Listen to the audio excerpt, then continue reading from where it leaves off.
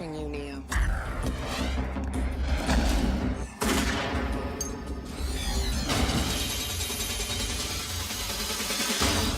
Welcome to the real world. So you're here to save the world.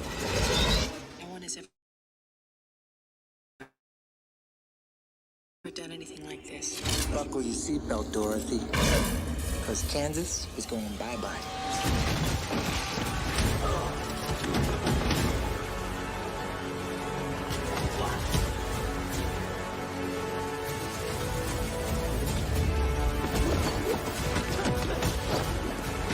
We are the true hockey.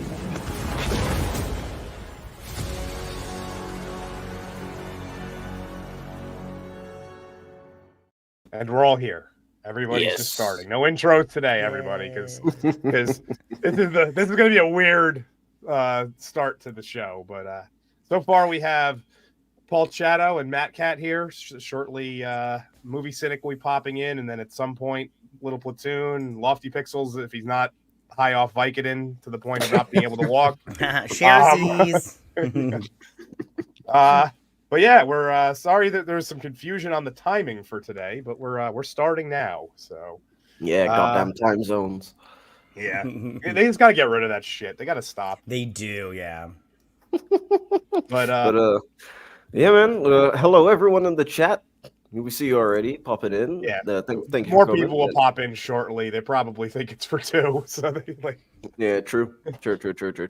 But yeah, early show today, I guess, because of time zones. Yeah, daylight savings. Early show if you're in Europe. Same time if you're in America or Canada. So yeah. But well, different from Saskatchewan. Saskatchewan does not have daylight savings time or any of this. They've so it's like Arizona. Arizona doesn't do it either. So Arizona, they're in 2 different time zones depending on the year, at the time of year. So pretty cool, actually. Okay, well, like I said, we have everybody here, so I guess we'll get right into the everybody's background with the movie, and I'll keep an eye out for when Cynic pops in. But Paul, I'd like you to go first. Do you remember? Well, when this movie came I'm old out? enough to have seen it live. I mean, I'm, I'm a relic. I'm your stand-in relic. I remember seeing the stories leading up to it, and I remember the trailer, and it was just spectacular. Saw it in the theater, and it completely blew me away. Even then, though, I had the notion that it had a very, how do I say it? People who grow up in LA and learn how to write scripts in LA have a certain kind of shorthand in their scripts. It's stylized bullshit. And I went, there were moments in the movie, even when I saw it the first time, went, wow, this sounds like a Robert McKee, how to write script. But it overcame all of that with its ideas, Keanu's performance, and then the final scene where he overcomes, Agent Smith and bends the and then what's funny about it is that it was the very first DVD I ever bought. And DVDs were brand new at the time, and a player was about $7,000. And I went, I can't afford the player, but I'm going to buy it now for when I can play it. And then the first machine that I could play it on was a Macintosh Portable.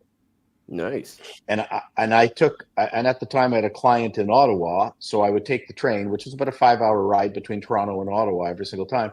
And I watched it 30 times. I watched The Matrix every time I went on that trip. So yeah, I've seen it more than 30 times. I've got it indelibly etched in my brain, and a very influential movie on so many levels. And we can talk about gear porn too, because again, they made a big deal out of bullet time. Mm-hmm. And that's the kind of thing that I would also, to me personally, I loved the Lucas stuff when I got to learn the tech stuff that was in it. To me, that was always part of the movies that I liked was finding out both about the movie and how they made the movie. So that's it. I mean, I absolutely adore it. I wish they didn't make the sequels, but other than that, any of the sequels.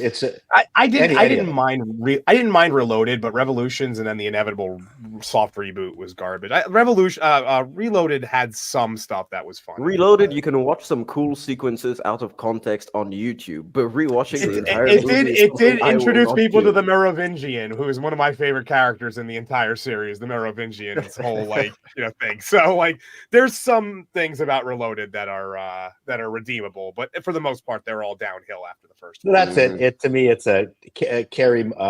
Two Canadians in there, Keanu and Moss, and again, they're not allowed to put a hot babe in vinyl anymore in a in a movie. I mean, you can't tell me that was not one of the attractions was Moss in that outfit. Oh yeah, she's I mean, so hot.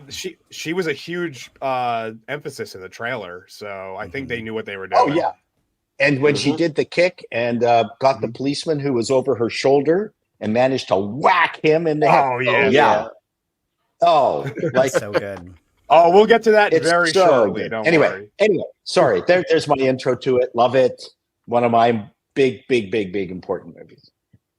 The chat's starting to fill up now. Okay, good. Yeah. Apparently, our time flub didn't hurt too much. But Jeff, Maddie, I'm waving at you, but you can't see me. Maddie, it's your turn, man. I know that it's hard to follow Paul when it's he's hard talking about something, but no, that was great. I first off love this movie. When the trailer came out, I was like, oh, that because I was younger when it came out. I think I was in the 7th grade, but I saw the trailer and I was like, I am not interested in this at all. Like I was like, I do not care about this movie. And then my oldest brother, I have 2 brothers, I have a twin brother, and I have an older brother who's like 8 years older than me. My oldest brother, he was all like, no, you got to see this movie. You got to see this movie. So he took me and my brother we went to the drive-in because you could see 2 movies and everything. And Matrix was the later movie. And we had watched whatever movie. I can't remember what the first movie was. And I was like, I just want to go home. I'm not interested in this weird looking movie and everything. Got done watching The Matrix. I was all like, I am obsessed with this movie. I love this movie. I am so happy that you made me watch. And that's my oldest brother. He always does that. He'll take me to movies that I'm like not interested in. And then we get done. And I'm all like, this movie was so freaking good and everything. So was obsessed with The Matrix after that. I even got all my friends together and we filmed our own little fan film of The Matrix. Oh, nice. I tried to find it before this and everything. So I could because it's on one of those little VHS tapes, because you remember how they had those little ones and everything and you put it in the bigger one to put in your thing. I was trying to find it before this, but I could not find it. But I had made the bullets so we could, because then we would do stop motion and stuff when people would bend and shit, and I couldn't find it. But anyways, I was obsessed with this. Like I was like, I wonder what this real world, what's going on here. And it was but yeah, that's my whole thing with that. And I don't like the sequels either, but what are you gonna do? Yeah, it's crazy how for the sequels they couldn't even nail one. I guess 20 years later. Jesus, man. Yeah. Well, honestly, I have a feeling that the fact it came out 20 years later hurt it even more, because it was we were firmly planted in a really shitty time. So at least when the original sequels came out, they were bad for they were just not well written. There wasn't a bunch of shit thrown in there for the sake of. They also came out like pretty close to each other. It was 1999, I think 2002. I don't remember the years on that. And that was pretty much it. Because Reloaded and Revolutions came out back to back. They were filmed together. They shot them at the same time. Yeah. Yeah, that was all the rage back then. The shooting the sequels together. But how about you? Uninspired. Yours is always interesting because you're usually born like after these movies come out. Oh yeah, I was born a while after The Matrix, but it was still. I saw The Matrix in utero. Possibly, but yeah, I mean, I saw The Matrix a couple of years. I think it was I think I was about 11 or 12 by that time, because you had just so much of the pop culture at the time after the Matrix revolved around the Matrix. So even if you hadn't seen the Matrix, you knew what it was. Because I mean, everything you'd watch would reference the bullet time. Everything you watch would reference the suits, the clothes, like the entire style. And so I finally got to watching it with my dad, and I absolutely loved it. I loved everything about it. And I hadn't seen it since about 2018. And so this was my first time actually watching it since 2018. And yeah, I think it's aged well. And, since I do have a new vision of how I see filmmaking and stuff like that in the past years. And I think it's good. I do have some gripes with the movie, though, because like some stuff is weird. And even then, without adding all the extra sequels, all the extra lore that the sequels brought on. But I still think it's a fine movie. It's a good movie elevated by the style, which I think is always entertaining. Yeah. But yeah, that's pretty much it for me. What about you, Dark Hour? So the first time I saw it, I remember seeing it at a friend of mine's house, probably about a year after it came out. Because I think when 99, so I was about 11 when it came out. I probably saw it when I was like 13. And I remember kind of like what Paul was saying. My mind was blown by like the way everything was done. I don't want to rehash too much of what he said, but I hadn't really ever seen that blend of American style cinematography that they were using, but also really leaning on a lot of the stuff that Hong Kong cinema had been doing for a very long time in terms of the special effects. Well, at least the choreography, not necessarily the wire work, the wireframe, the work is all that stuff. And I just remember I like fell in love with it immediately. I was like, this is the future. And I didn't mean like that this is like the movie I'm watching is telling about the future. I mean, like, that was like, this is what it's going to, and I was right. But to an extent, that was a terrible thing because so many copycats came out after that. Nothing, and that's not even counting the sequels, but nothing was ever able to achieve that kind of feel. Like, they had to eventually go back and almost revert back to older tropes down the line. But to this day, I still, whenever I watch it, there's scenes that I have to watch this scene like extra close. And more often than not, it's not necessarily the fights. I actually like a lot of the conversation as well. It was the first movie I remember really listening to the dialogue. I was a high school kid. I'm like, this is real deep, man. This is real deep.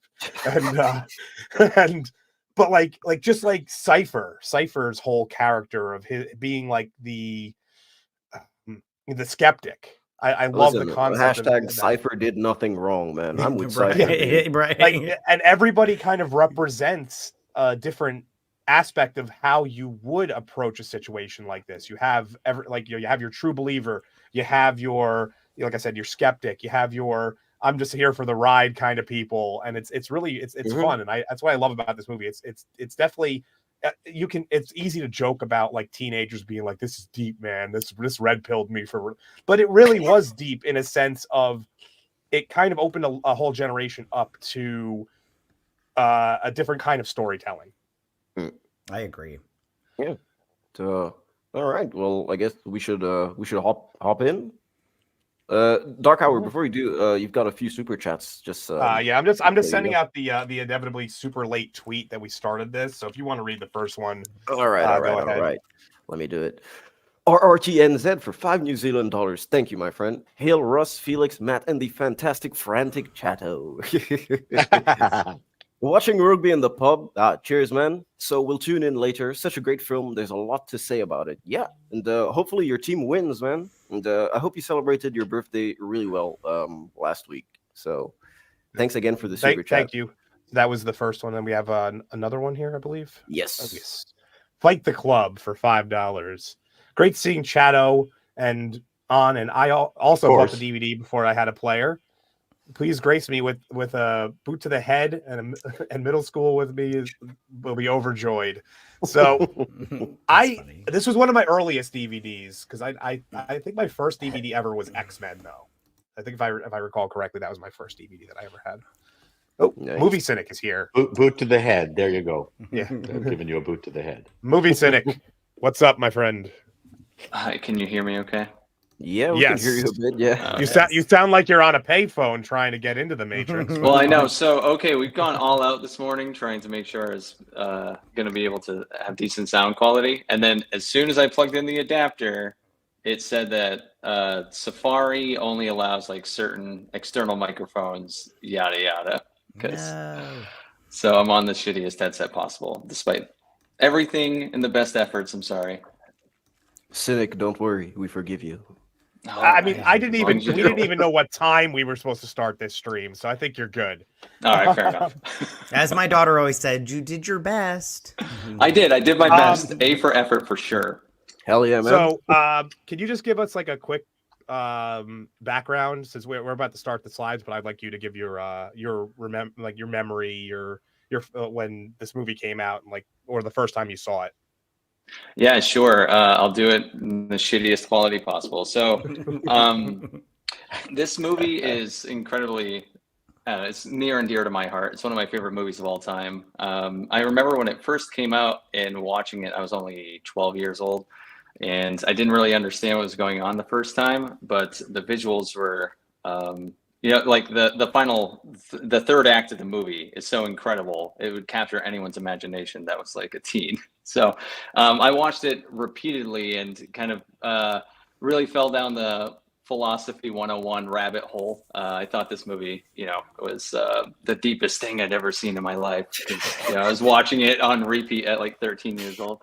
But I think it stands the test of time. I don't think the sequels do it all, especially the last one, which is one of my most hated movies of all time. So this is yin and yang for sure, this series.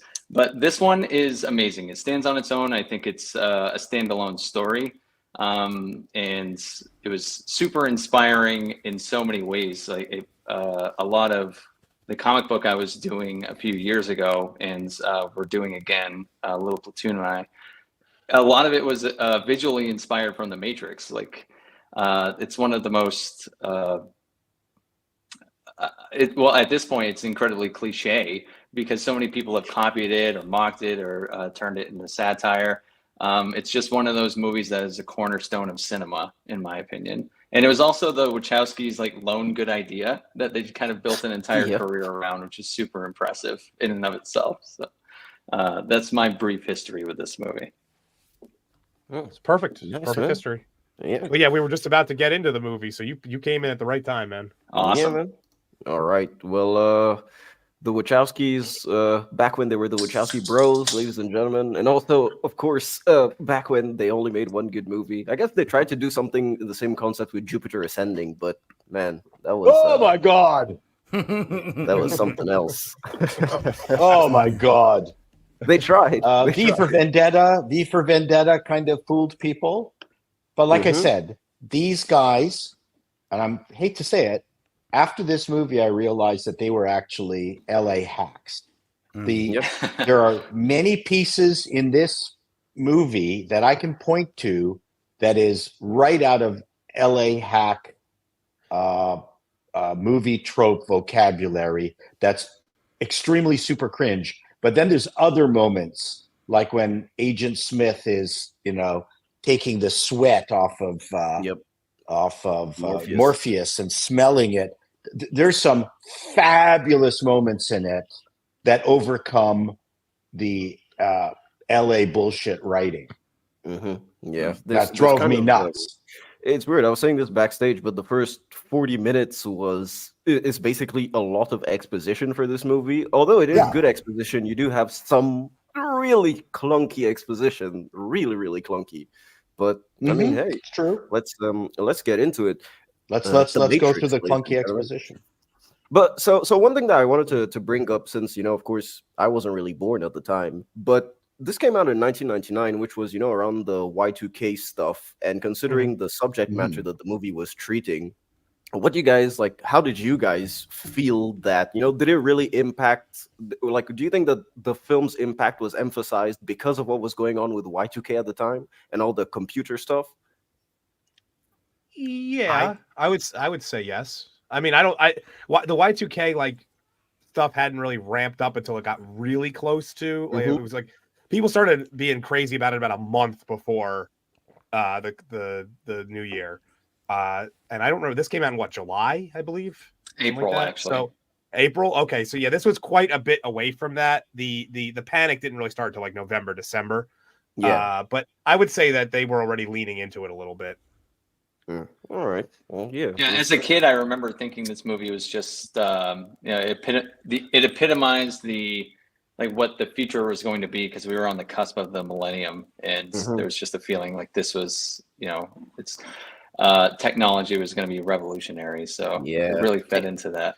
Technology has. And there were books like, I'm trying to remember when Snow Crash came out, but that was. I mean, I can look it up. Yeah. I mean, like for me, that was always something that fascinated me, because I didn't really have 92 apparently. the sense of So there you go. of, like, Yeah. what was going on when the Matrix was coming out, especially for Western America and stuff like that. But yeah, I mean, it's pretty interesting. I would say that one of the biggest influences this movie had was the rise of the trench coat and the leather. Right. It really, like, oh my it God. became an insane amount. Like from like 2000 until about 2006, you couldn't go anywhere without people wearing. Oh, Lofty Pixels is here. Hey, what's up, Lofty? Welcome. Hey, Hi. Lofty. How you doing? Hi, guys. Sorry I'm late. Hello. Yeah, no It's worries, okay, man. How's it Hope going? you're feeling good, It's partially our Right. fault, partially the fact that we still haven't gotten rid of daylight savings time on this planet. So Daylight. but Yeah. How you doing, we man? actually just got started a couple minutes ago. So I see we're Well, in the opening badass Trinity sexy fight scene. Oh yeah. Talking about Paul Trinity and was leather. excited to talk about this one. I know he was. But, Lofty, what was your first experience with the Matrix? Just real quick. It was when I was pretty. I might have been like 13 or 14 or something, and I think the game just came out, and I watched it with my dad, and I really liked it. I was playing the PS2 game. You know what I'm talking about? Enter the Matrix. Oh yeah. Yep, Into the Matrix. I had that game too. Yeah, so I was just like obsessed with it for for like years. I've been obsessed with it forever. But yeah, I was like 13 maybe, and it was super cool. And I was like, whoa, this is awesome. Because I don't think I saw it in theaters. I think I was too young. I might have been like definitely too young to go to the theater to watch this movie. So Yeah. it had to have been in like 2000, maybe like when it hit VHS. Probably or DVD. 2004, 2005, something. Yeah. Because Enter the Matrix, I remember, it came out that- when the second movie came out, so that was like Yeah, it's 2003. Yeah. Yeah. Yeah. That all right, game well. sucks, by the way. Oh man, Okay. I loved that game at the time. I would play the game all the time. I loved it. I know. I convinced myself it was really good too, and probably dumped like 100 hours into it. Yeah, I haven't played it since way back when, but I remember I just loved it. I was like, "Oh, this is so good! I love this game and everything." But yeah, I mean, warned not to wear the sunglasses the whole time. but yeah, like the Matrix is still relevant today with the Yeah, AI absolutely. programming, the rise Absolutely. of AI. What will happen then? I don't know if any of you guys are collectors. Did any of you get the action figures and everything? Because I collected all that. Oh, absolutely. Oh yeah, I still have those action figures in a bin downstairs. I was like, Yeah, I was like- McFarlane toys. yeah, Right. I collected all that crap. Like it's I pretty, did. I even have the Sentinel. It's pretty freaking cool and everything. I never so- got the Sentinel. Oh yeah, I bought 2 of them. They're pretty badass. So That makes sense. You should have You too. can sell one to Cynic. Maybe I'll go on eBay later. yeah, well, and then like for Reloaded, they made the Merovingian staircase and everything, and I bought that thing. Still got that. I still got all that crap and everything. It's The it's Chateau really staircase. yeah, those are- yeah. All right. Well, so at this point in the movie, you've got Cipher and Trinity who are on the phone, and what they do is they feel like they're being traced. And of course, Trinity, what we learn is that she's kind of obsessed with this person called Neo, who we don't know. And of course, Neo, the one. Yeah, ladies and gentlemen, it wasn't that smart calling him Neo. Come on, But But yeah, so I mean, what I do find interesting is the fact that I guess maybe I'm digging into it too much, but the agents are cool, and of course you've got the first time that we see the agents, they've got red and blue light on them, from the cops. But of course you can infer that maybe they're some of the only people that can, go on both sides of the coin without without any problems, of course, because they don't have to run around. But that's just me thinking, ahead. But yeah, so we finally get to meet the agents and everything, and we learn that the world is not really as it seems, and of course, the fight scene will prove it.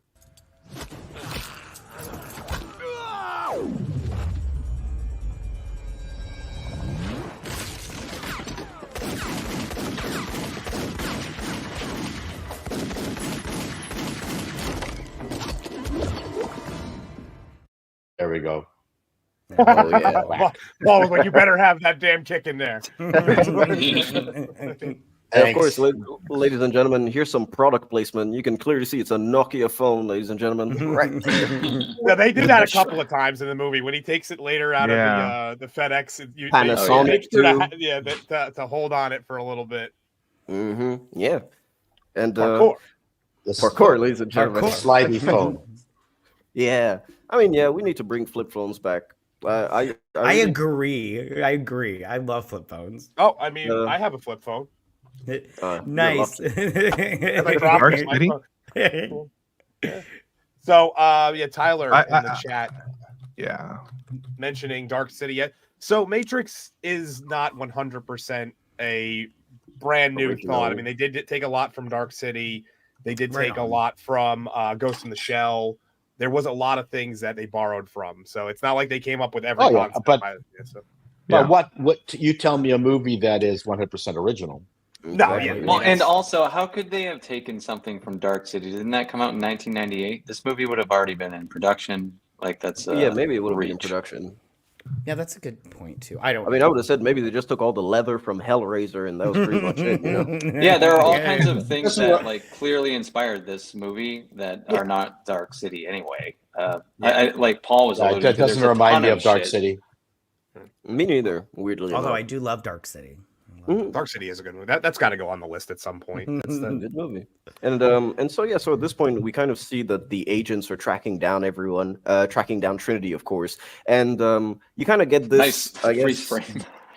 Yeah, you get the superhero landing, and you kind of get the sense of good power scaling, whereas you're accustomed to cops, I guess, kind of being, especially with that amount, kind of being the authority where they would kill one person instantly. And then you see Trinity take out all of them in an instant. And then you just see Trinity being so scared from someone else to the point where she just gets hurt and is running so far, which I think is a great introduction to the agents. And, just to show how powerful they really are in comparison to this person that we've already seen is very powerful, Yeah, and I love when she's sitting there with the gun. She's like, "Get up, get up!" And I remember the first time I saw it, I was like, "Yeah, get up! What are you doing there? Come on, move it!" And everything. So narrating her own life. It is the way that she does it too. When she dives, does the twist and lands and has the guns drawn immediately is such a. I want to know how many takes that took because it was so perfect. Yeah. Yeah. This movie in particular. I watched so many behind the scenes things, and this was storyboarded. It's like the exact same thing they storyboarded, and it's put right to screen. So this was so meticulously done. So it's all hyper choreographed and planned. That's why it's so stylized. Right before everything you were saying about the way she was twisting, the way she lands, the way she even gets up. Yeah, but right before this, they were complaining about the Wachowski brothers. They didn't like the CGI that they had in the final movie.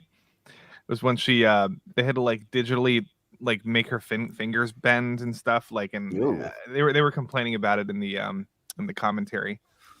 They were like, today there's some bad CGI in this movie occasionally, but the rest of it is fantastic. There's it really does hold up. I do agree though that there's the power scaling for the sequence is fantastic because she essentially takes out 4 or 5 guys no problem. She doesn't even break a sweat. Point blank range doesn't even break a sweat, and then she immediately goes into panic mode when she sees what's going on, and it tells so much in such a short period of time of what's going on. And we don't even know what the agents really are yet. They haven't explained that at all. They even have the kind of the surrogate for the audience when he jumps and the one cop sees it and goes, "That's impossible." It's all in there to kind of string you along into the understanding of why they're afraid of these people. Well, these not people. Yeah, it's a horror scene. I mean, there's a couple horror moments throughout this movie. I think this is the first introduction to like suspense horror. The bug would be the bug in the belly would be the other one. That's like body coming horror up shortly. at that point. That's body horror. There's a few but there body is, like, horror moments in this movie. Yeah, but like Cipher and like you know, there's some horror moments in this movie. It was kind of scared me, definitely as a kid, for sure. But yeah, this was like, oh my god, this is more suspense. Like, holy shit, get out of there. That's why Lofty is yet to right, actually leave the Matrix. Lofty's still in there. I'm still there. I'm afraid of leaving the Matrix.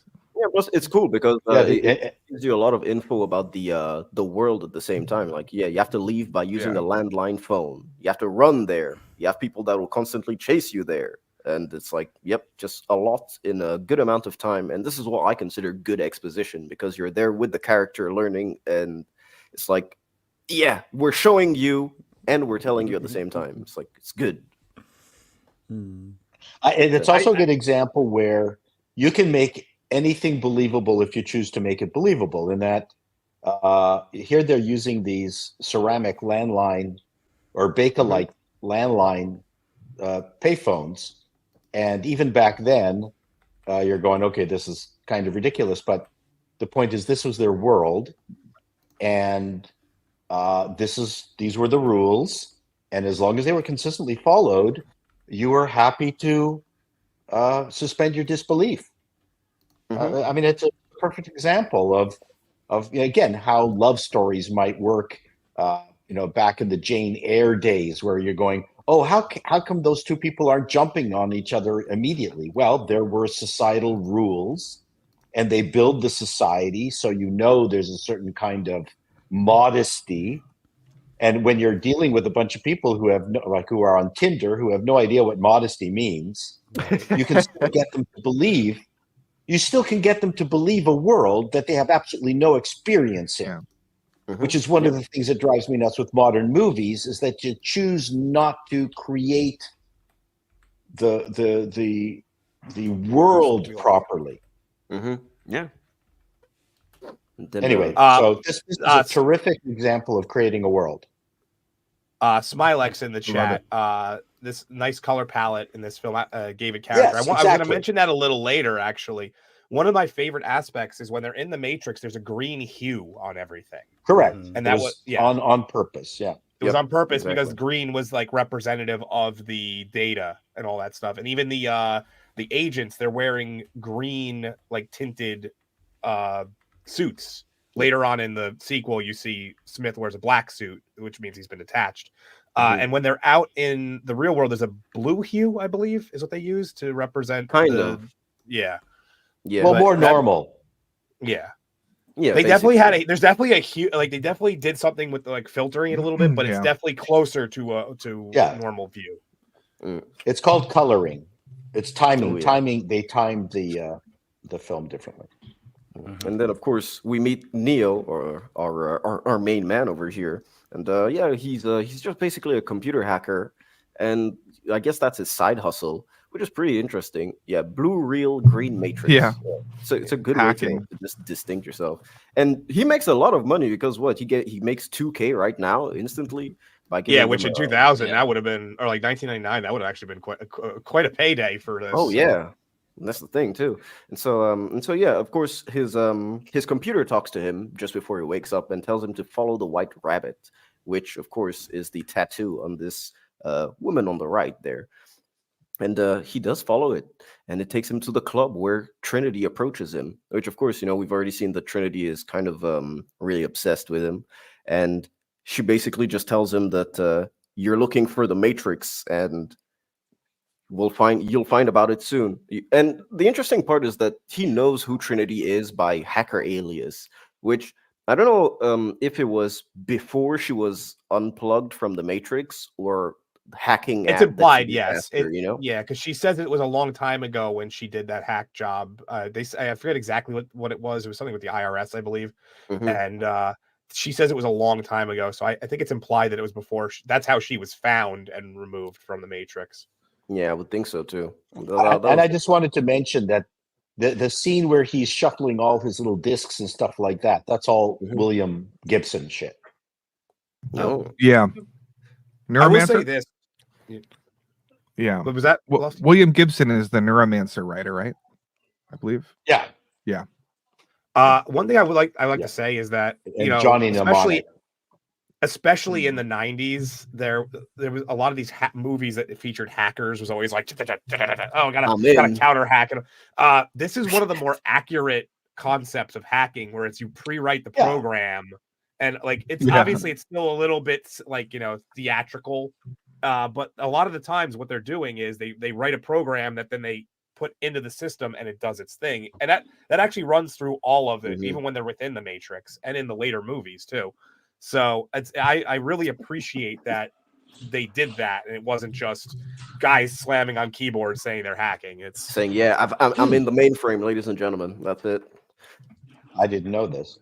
Yeah, there are like a million things too throughout these last couple sequences that just allude to Neo being the one. I mean, his name in general, but like he lives in apartment 101. The dialogue alludes to him flying, because I believe the person making the purchase says something like mescaline's the only way to fly. Yeah, and then he talks about needing to unplug.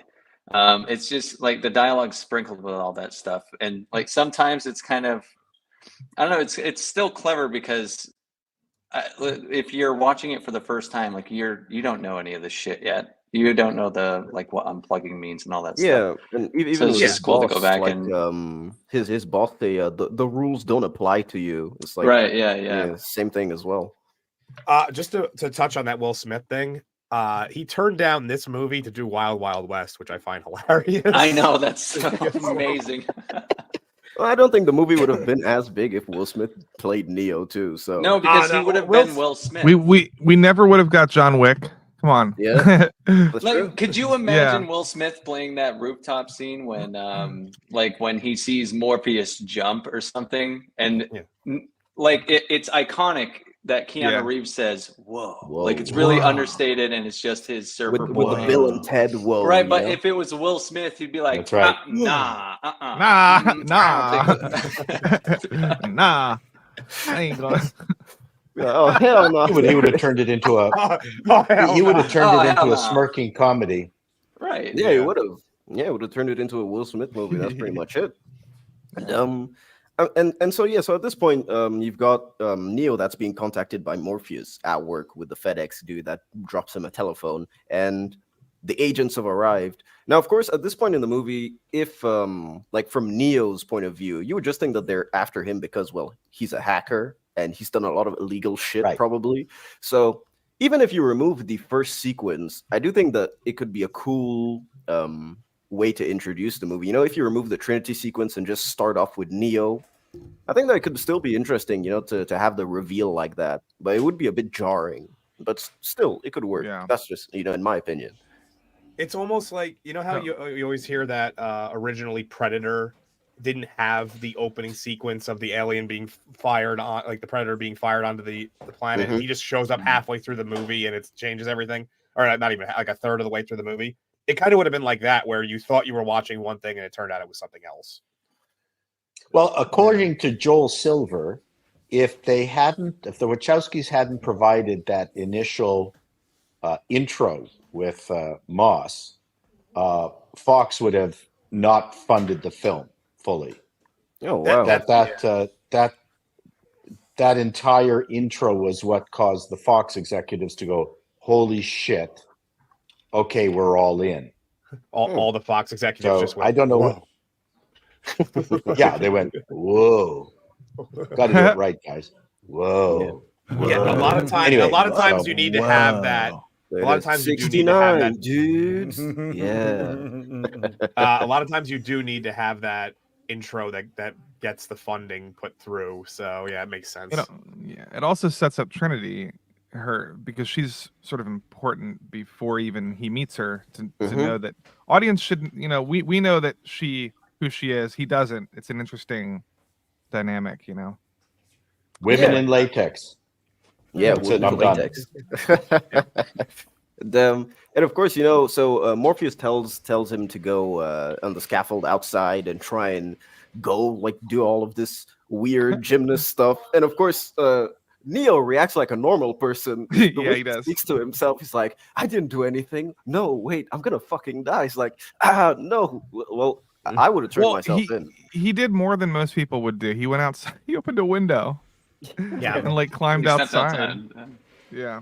Yeah, once the gust of wind came in and his phone fell, he said, Yeah. "Nope, I'm done." So Which I think it was is great kind that he got caught. It removed the Mary Sue potential of his character. For sure. I thought that was a really good moment. That it's not, this adventure is not just going to build and build and build, and he's going to escape and blah blah blah. Oh, he got caught. Oh, that was great. I really appreciate that. Yeah, he I actually remember even fails being quite a 12 bit in the years first old. half hour. I remember thinking that when I was like the first time I saw this in '99, I was only 12. I liked that he got down because it subverted my expectations. Because even then, I understood it would be so cliche if he had gone down the scaffold. Mm-hmm. Yeah, I it was completely just agree. like our superhero. There it is. It takes him from your average dude to a superhero at that point. Yeah. And Well, it's a so journey. You actually have a journey rather than just starting at the peak. That's what it is. Yeah, I think it's also funny. Like, what did Trinity expect? Was she expecting him to do all this shit? Because I'm all like, honey, come on, like that's like climb down the scaffolding. What? Well, you mean they are Morpheus. gonna do this? They are or Morpheus. testing I meant him, that. so- I'm just like, come on. What did you guys expect? Linda, him to listen, do? I can't do it. Linda, yeah, Linda, listen. exactly. Like as soon as they were like, "There's guys coming for you," run down the hall. Me personally, I'd been like, "No, I don't know you. I'm not going down the hall." I'm like, "What do you expect him to do?" So This is where Hugo Weaving gets to shine. Right. Yeah. Whenever this he is, has like a what is it, a interrogation sequence? Yeah. he's great at. he's yeah, so Hugo good Weaving here. is fantastic in this movie. And then I guess Hugo Weaving was in a lot of iconic roles. V for Vendetta, he played V. Yeah. Really, really good. He played the Which is Red Skull. even more impressive because he has a mask on the whole time, so it was all vocal. Like a lot of times, if you can't see a person, it's hard to see their emotion. So he did a very good job with that. Yep. Yeah, and Hugo Weaving Very, is very good fantastic. actor. Yeah, and so they bring out his dossier and they tell him like, we can wipe the slate clean if you give us Morpheus. And of course, Neo doesn't want to because, well, number one, he doesn't really know Morpheus that much at all, except for a phone call. So it's kind of understandable. But they do some trickery and decide to bug him, which at this point, I would honestly be shitting my pants because right. I think the mouth thing would do it first, like For the sure, bar is yeah. secondary. Yeah, and I remember when I first saw this, it was I thought it was very like Star Trek 2, where they put the thing in the ear, but like through the belly button. I was like freaking out because I didn't like that scene either. But this one, I was like, oh shit! I was like, this is crazy. I was like, I don't like bugs, but them crawling in my belly button would freak me out. oh yeah. So this is something that me and Uninspired were talking about right before we started getting everybody into the studio. So they're connected to everybody. This is, I don't know if it's a plot hole or I missed something over the years, but they're all connected and the agents could kind of go in and out of anybody's body anytime they want. Why do they need the bug? That's what I'm curious. They should be able, now that they know who he is, what code he is, they should be able to just hone in on him at any time. Well, they're not trying to kill him. They're trying to track him, but they should be able to track him at any time now that they know what his coding is. That's So a good point. it's one thing I've always wondered about this. Was this scene only But put in it just for the doesn't body involve. But it doesn't involve putting this gross thing into his belly button. That's what You'd I was lose going to that. say. I That's right. wonder if that was the whole point, was just to add this body horror aspect to it. Well, Yes, that's right, it. and it could The be Wachowskis just a do fuck this with shit it. all the time. Yeah. Okay. So it's To a plot be hole fair, that we they can are just say. clearly just fucking with him though anyway, so it could That just is be true. Yeah. an unnecessary expenditure. But Agent Smith seems like someone who likes to I don't know, Yeah, I mean, torture I get what people a you're little bit. for me, it's kind of the it's kind of when he gets in the car with Trinity and I'll bring it up when we're there. We're literally almost there.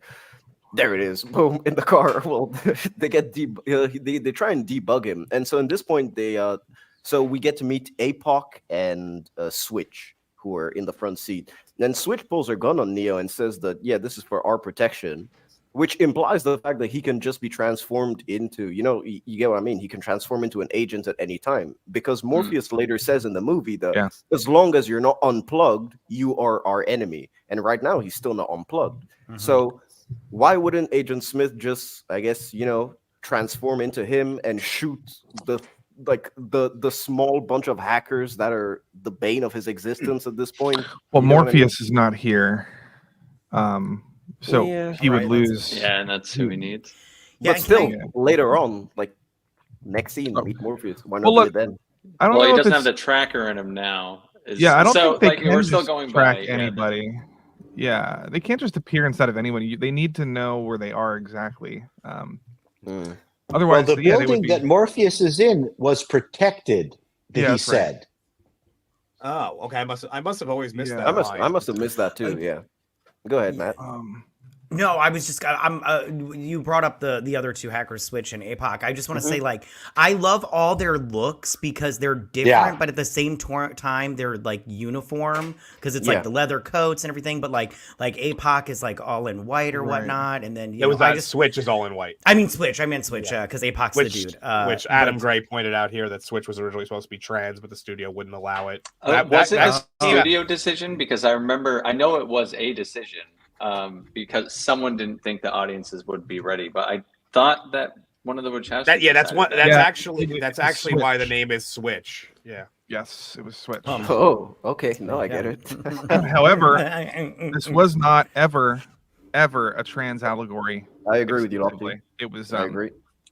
Lily or Lana, one of them said that it was just totally may have been subconscious on their part, but they were not. This was an allegory of the cave. This was not coming out of the out of my skin gender. This was not. Right. Yeah. So not explicitly. Right. It was not explicit, but you can't deny that it is kind of strange coincidence. You can interpret it. Yeah, you can interpret it that way for sure. I'm just saying, when people tell you that that's how you're supposed to interpret it, even the Wachowskis siblings have already said, no, that's not how you're supposed to interpret it. You can interpret this movie however you want, because it's a universal concept. It's the allegory of the cave. It's not. There's been a lot of so many implications, and so many, like the transgender ideology, or is one of them. But anyway, we're living in an we're living in an era right now where groups of people want to take ownership of the past that's irrelevant. It drives me up the fucking wall. I'm right now dealing with all these assholes who are saying the 8 trans people that got killed by the Nazis means that the Nazis were persecuting trans people. Like, fuck off. Right. Jesus Christ. My relatives died in the goddamn concentration camps. My mom almost got trans. She was 80,000 people in the Budapest ghetto, and she did not encounter any fucking trans person. Sorry. But, and this is happening now too, is that just leave it alone. Just be thankful for the movie. I remember when I saw the movie, and I have a gay brother, and I went, wow, these people are obviously probably gay, but I'm really glad that they're just not hammering it. It's like they just are who they are. That's their shizzle, and now it's like, oh, and I don't want to get into that right now, but holy smokes, our viewership went up. If you want to keep going, this movie had so many casual truths in it, which is what I loved about it. No, but I 100% agree with you, Paul. There is a lot of trying to. No, you're 100%. That was exactly what I was going to say. Paul. You said it way better than I was. I was going to say there's a lot of groups that are trying to add their own little spin on things that came out in the past. You said it way better than I could have possibly said it. Trying to retroactively determine what something was about when it came out, when it wasn't. It happens with the other things too, but I'm really glad that the Wachowskis came out and said no. They did declare. They told the journalist. The one journalist was like, "So this is a trans allegory," and then she was like, Lana was like, "Actually, that article was like a clickbait headline. They misrepresented what I said. No, it was never a conscious thought of ours. It's basically what Stan Lee said about the X-Men. It's the same thing. It's like people ignore." And also, even though a lot of people, it's kind of been revealed lately that he's an idiot. But Mark Hamill once said, if you want, Luke Skywalker can be gay if you want, and he wasn't actually like, this was before he went off. Yeah. He wasn't Yeah, actually saying that that the character is. He's saying if you want to interpret it that way, you can. And people will grab onto one of those things and just run with it as fast as they can and be like, "This is what the person said," Yeah. Yeah, and the X-Men we're dealing with that with the X-Men now. It's like, it's always been about civil rights or LGBT, exclusively LGBT rights. It's like, no. Listen to Stanley. That's okay. Right. Yep. Yeah. Listen to the creators. Just before we move on, we've got a few super chats. Ice for €2. There's no. I was gonna save that. I was gonna save that one till later, but yeah, there is. It's too late. It's too late, man. I got you. And of course, Blue Collar Loser for $5. Blue Collar Loser for $5. One of 3 movies ever made, and I want to see 4. I want to see 4 the first time again. All right. Trailer was vague, and you had no idea what the fuck was going on. It cemented Keanu as an action star, and also they had those websites, whatisthematrix.com and all that stuff that you could. Yeah, visit. it was really good with early Marketing early campaign was viral brilliant. marketing was really good with this. Yeah. Well, thank you both for the. Well, super they chat. knew they had something. Well, Oh, yeah. everybody was doing Halloween costumes of the Matrix. Everybody was obsessed with like the aesthetic of this movie. They It was blamed viral. Columbine It was- on this movie. Oh yeah, they did. They did. Yeah. Yeah. I mean, it definitely it gave the aesthetic for what they ended up using for Columbine. I wouldn't say that the movie had much to do with the actual events, but Yep. Yeah. But yeah, I mean, it's an easy like Halloween costume to do. Just go to like a BDSM store, pick out some stuff. And yeah, if I wasn't committed to the St. Patrick's Day T-Rex shirt, I would have thrown my leather jacket on. So here's the most like memed shot in the history Yep. of cinema. Yep. The red pill and the blue. quite pill. literally, this invented a phrase. It Like, did. Yes. You know. Well, we talk about it to this day. Are you red pilled or blue pilled? I mean, we're talking about it all the time. Yeah. So much like that. I think I know where Tara's gonna go with this. Does anybody know where this came from? Whose idea this was initially? Is this right off it the was script? probably Tylenol's idea. Comic book? Is there a Honestly, comic book inspiration? Because like this is such an iconic shot. Like I'm just trying to figure out who. No, I think that this was. Who- I don't think that there's really any true inspiration to this. I think it's just It's just genius. they were like, it's just making a choice is all it is. They just wanted to represent it as pills. I don't think that ever happened before that. Yeah. You know? And so what would you guys pick? Red pill or blue? Knowing what you know and how the world is, if you pick Actually, the I would red say pill. this. I would. I do Which like. one's wait, NyQuil? Adam Gray just said The blue NyQuil, one, I NyQuil. don't. Whatever NyQuil is, I would take that. Just Well, 'cause- actually, that's a good way of putting it. And actually, I never thought of it like that. NyQuil is usually a dark pill or Dark dark pill? liquid. It puts, whereas puts you to NyQuil is sleep. Usually I'm whereas taking- NyQuil- I'm taking Vicodin right now. It's white. Yeah, It's a white pill. sharesies. It's I'm a little sleepy right now. I'm trying. I'm doing my best. I'm doing my best. So you're the other meme, the face actually, of yes. Morpheus makes when you. I feel ashamed right now. white pill. Eraserhead has corrected me, and we did Total Recall. I should have remembered that. I am ashamed that, but it was never a choice with it was never a choice with 2 pills. It was just a single one. So if that could have been the inspiration, I guess. Well, the genius of this is that every single idiot out there thinks they're enlightened. So right. So they're all gonna go, dude. Look, red pill, yeah, right? Because I'm one of the enlightened. Like, of course, like duh. So That's the here's the thing genius is- of this. Here's the thing. I think everybody here has to make the if you can make the choice based on what Morpheus would have just told you, and then make the choice based on if everything you know about the movie after the fact. Morpheus fucking lied, bro. I would have He smacked his did. head when I went to like the what is this? I'm chased 24/7 by everyone. Like I'm eating slop. Jesus Christ. What? man. That's why What Cipher happens- hated him so much. What happens if you take both pills at the same time? It's That's the the- Morpheus that's the- face meme when he's screaming. I personally probably would go with the blue pill and be like, nah, I don't really. What That's you're 'cause saying, you're not the Seth, one. I am not. I always call myself a 0 every time I get a chance to. So I'm probably not. Yeah. But I I'm would on the probably blue go with pill. the blue pill. I don't think I would, based I want on the my extreme steak. vagary of this guy. Now, here's the thing: is you also have to remember when you're making this choice that Neo had been trying to find Morpheus for a while. If we're just randomly being asked by a possibly psychotic dude who just handing us like, you know, PCP or something, you know, it's a little different for us. But he had been trying to find him and try to get answers for a while. So remember that when you make your choice. Morpheus was also legendary. Cynic. What did Cynic say? What? What happened? What happened? The Cynic sent the link. The picture made me laugh. Oh, looking at it. Pop it up on the screen. Inspired.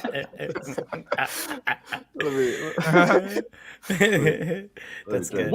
That's good. Daddy likes Bottoms it. up. Bottoms up, ladies and gentlemen. But Paul, while he's pulling that up, there we go. Okay.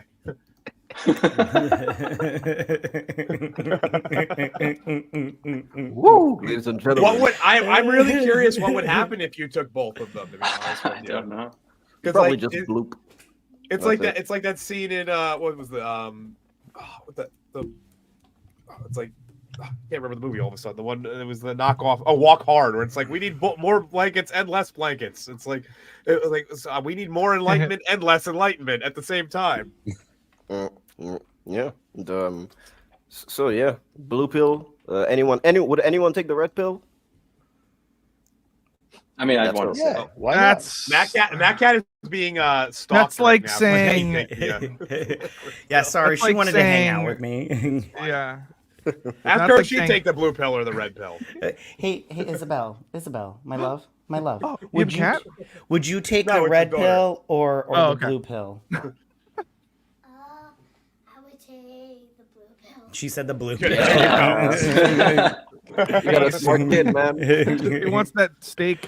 That you know. that beautiful steak. I'm Oh, jealous. Yeah, it's like I gotta have my food. I gotta taste my food. The delicious food in the Matrix. I think even though it's That's not probably real. honestly I that's think- probably my favorite scene. Right on. I think this Yeah. would be a very different scene if he had said, "Do you want to take the blue suppository or the red suppository?" That's true. It would have been a very different take. Well, or if he didn't say that they were suppositories, and when he picked it up, Red it was pill. like he went to go That's put it in his mouth, And then he was finds like- out later. Yeah, it's like no, Red think pill. again, try again. It's like we have red pilled rants out in the Say my chat name. here. So yeah, man. I guess most of us would take the blue pill, knowing what we know now. But I guess in Neil's context, you'd want the red pill for sure. Yeah. Yeah, he'd Yeah. been seeking this out. It's not like this is out of nowhere for him. Yeah, and of course, even though if you take the blue pill and they say that you're not a real human or anything like that, well, it's still real to you. So that's it. It was real to me, You damn it. won't know the difference. Your memory Exactly. will be wiped anyway. So. Yep. So we kind of get a little look at how they set up their stuff in the Matrix, which is kind of cool with the computers. A lot of wires, a lot of wiring, no wireless stuff. So yeah, it's good. Yeah, And, there was really no wireless yet at that point. Like wireless phones were still. Yeah, this was very Brazil. Yeah, Terry Gilliam. Very Terry Gilliam. I think it's very cool though, like all of it. I think it looks Oh, cool. me too. It's so sweet. Oh, like with fantastic. all the Retro. yeah, with all the gross walls and everything. I was like, it's I wouldn't want to live there because I don't like dirt and You know stuff, what? but it If looks I cool. was art directing this film now, I would use CRTs and everything the way that they've done it. Like, no, I Yeah. wouldn't have changed anything. Really, yeah. only Blade Runner looks anachronistic, but this one here, this is part of the style. Yeah, to me, like in terms of the future and stuff like that, if I was making a sci-fi thing, I would kind of do retrofuturism. I think that's the proper term for it, where a lot of it would be retro. For example, you'd still probably use CD-ROMs and stuff. I think Dark Hour. I said this when we were doing the Deep Rising we watch with Stupenzo, because in Deep Rising, it's kind of high technology, but they still have to use like key cards, like Well- physical key cards to Yeah. go to places. Final Fantasy Go ahead. 7 is a good example of this. It's very futuristic, but it's also like diesel and slummable, jukeboxes and things like that. Like it's really cool. You know what I mean? I think the best example of what'd you call it, retrofuturism, Retrofuturism, is the Aliens movies, Aliens, because they Aliens. still That's have a a good lot of example like too, a lot of analog stuff going on, but they're using it for higher technology. So But again, what's happening right now with streaming is a good example of people are going, "Hey, I want my physical copies." This is actually more accurate than maybe we give it credit for, only because we're realizing that shit. I can only play my Intellivision on these CRTs. I can't do it on LCDs. I mean, I got CRTs at home. Well, just to play. we might want our Yeah, physical copies, but not everybody does. A lot of people are brainwashed into the digital future. That's Aliens anyway. Yeah. So there I you've actually got your red pill, blue pill example. Right. It's true. But that's why I like to get the ones that have the digital copy and whatever the Blu-ray. That way, it's like as soon as they change that, I'm like, I have the backup. Yeah, I have the best of both worlds. I have the can't- convenience of the streaming until it's no longer useful. I just, does anybody have Steam? Like, I have no choice. I have to get digital. Games is like kind of it's. We have no choice these days, really. Dude, I have like 700 games on my Steam account. Yeah, it's like it's hard not to. Yeah. I'll buy a big something like if the Northman I bought on, I'll buy like really good movies on and games like 4 times a year, but everything else I'm just like I have to do digital. Nice. Right there, Lofty. Yeah, there it is. I have the Northman on 4K. You have Top Gun? I have Top Gun on 4K. I don't have Top Gun over What the hell is going on with Godzilla -1? Where is it? Oh, it's coming out soon in May. Actually, they announced it 2 days ago, I think. Oh, that's too long. On DVD because it's not coming out on streaming for sure. No, on Blu-ray. Yeah, it's going to be on DVD. I think it's either it's April or May. If I remember correctly, I think it's mid-May. Okay. Yeah. Thank God. That'll be good. But yes, this is actually a great example of everything we were just saying. Yeah.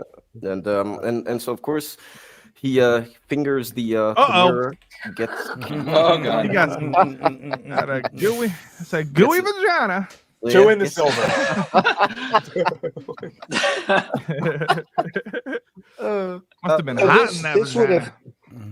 So this was in the era where 3D stuff was really kind of neat in of itself. That you would go, whoa, because I did 3D work back then too, and you would spend days rendering a frame. Right. So for those of us in the the 3D world, I did my own 3D animation in '94 for our video game, and holy smokes, I mean, we were those of us who loved doing that stuff and did our own modeling and computing on this. This was like staggering, this stuff. So I mean, it was cool in of itself. We were not what's the word, jaded yet by CGI. Yeah. And they use it relatively. I mean, it's more than a lot of movies, but they use it relatively sparingly when they can. They try to be as on location and or physical set as they can possibly do throughout this movie. Some of the CGI was actually the reflections in their glasses when they showed other people in their glasses. Those were all composited later. Well, that's because they had to. That was also a way to cover for the fact that you would have saw all the stage lights and stuff in the the camera, probably camera, probably, good point. It's kind of like what they did in Contact, with the mirror scene. The Contact was 2 years before, the Jodie Foster movie. Yeah, I love that movie. Same. And so he gets sucked into the world, and there it is. It's so cool. It is nice, very cool. Another I body wouldn't horror. like the deep throat. I wouldn't enjoy that, but Sound effects. Yeah. But hey, it's nice and Alien. gooey. And of course, there are all the pods and stuff. It's good CGI, honestly. Still holds up. I remember the first time I saw this, or at least one of the times I saw it before the sequels came out, and I always wondered to myself, why didn't they just kill him? Why, so they grab him, and they flush him down the toilet and all this stuff, and they know that there's this resistance going on. Later on, they try to cover it in the sequels, like, oh, well, the resistance is just part of a higher control concept, all this stuff. But in the context of contained story here, there's zero reason to not kill him. Right. So, like, literally a machine can pick him up, crush him, and just throw him in the toilet. And it always bothers me. Well, don't they? Yeah, if it's a standalone movie, that if you don't no count the real sequels, reason. so at the time when they were writing this, yeah. there's almost no reason for that to happen. Yeah, it's they kind of fill in that gap later. Yeah, they had to invent a reason later why they wouldn't have just killed him. Yeah, yeah. The CGI holds up on these weird bug things. I guess, you know, the CGI, when you look at it, especially from the late 90s, early 2000s, the only issue that it has isn't really motion or anything like that. It's kind of the surface of you know, the texture. There it is. You can kind of see the texture, and lighting are the main problems that CGI has to make it not look like it holds up sometimes. But here I think it's fine, you know. It works well. It's a possibility, Jay. That's a possibility that it's registering him as dead because he's no longer connected. Yeah, but they know that. I mean, at this point, the machines know that they pick people up and bring them onto the resistance. Like, they know that. It's not like these people come out of nowhere. So they one like of the machines best understand where they're coming innovations from. one of the best things I liked about this movie was the what did you call them? The octopus. The aliens, the octopus, Sentinels. The Sentinels. And again, this was part of an era where 3D was languorous, and look at the effort we've put into it. And everything is going to move really slowly because you need to see the effort.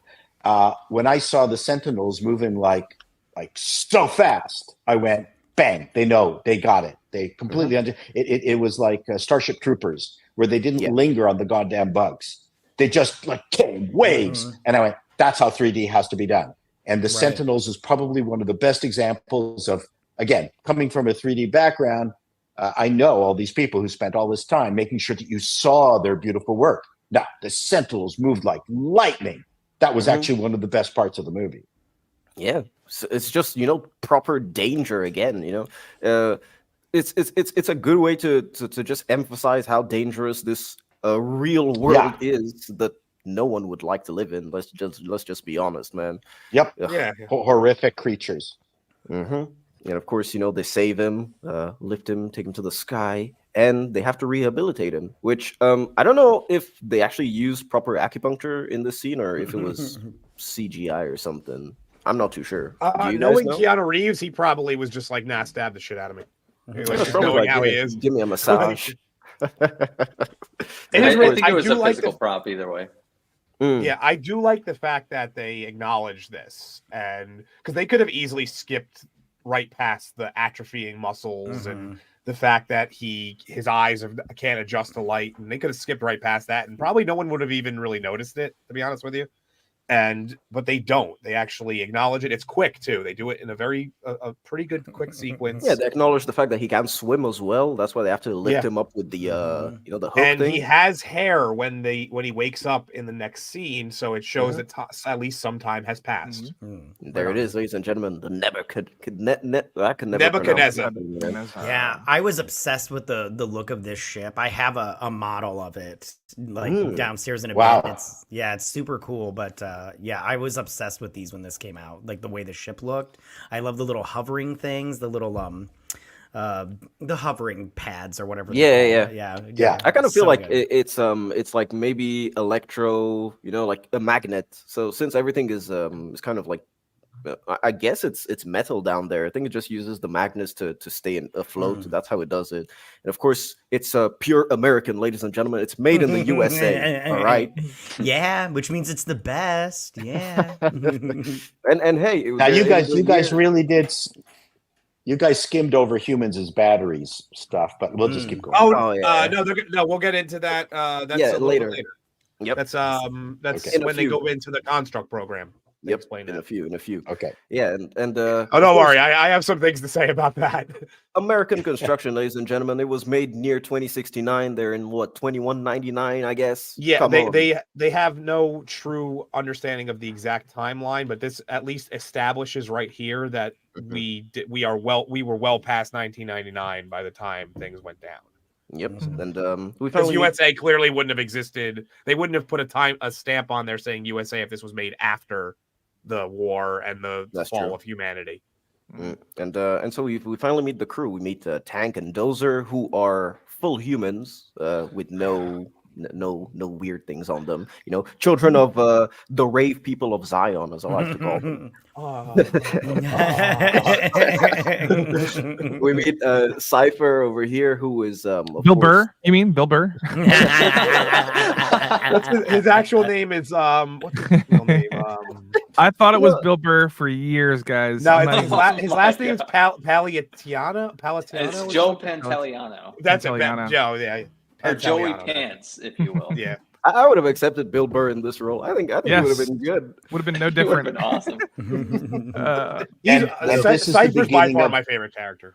Yeah, he's Go cool. on, Paul. This is the beginning of the Wachowskis. There's a turncoat in every one of their movies. Yeah. Mhm. So Yep. I would like to point one thing out. I'm glad Cynic's here. Cynic, what do you think about Switch's neck? Long as fuck. That is a neck, man. That is a neck. Fucking I thought when I was watching it it, I'm like, exists, I'm that's so, for sure. when I was rewatching it earlier today, I was like, I'm so glad Cynic's on this. When I realized how long her neck was. Cynic, do you have a long neck?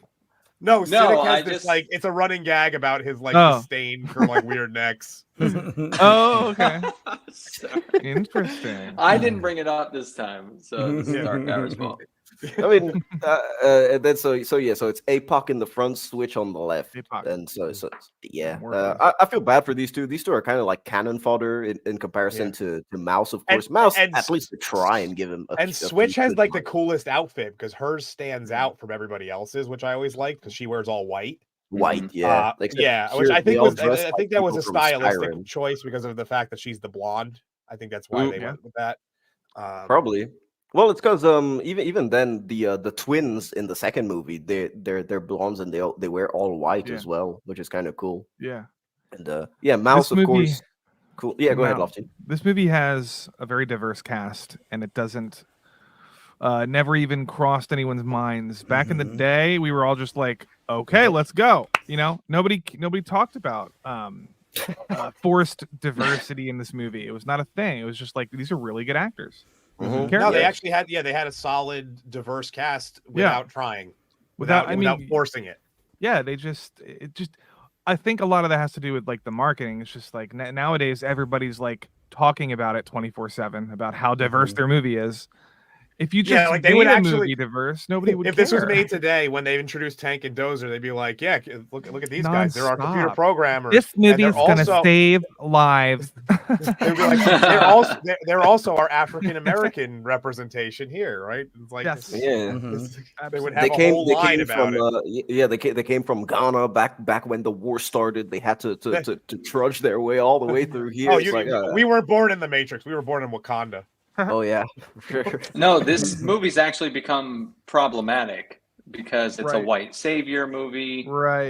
Morpheus also True. fills this cliche role that like Now Spike, it's a problem. Spike Jones talked about.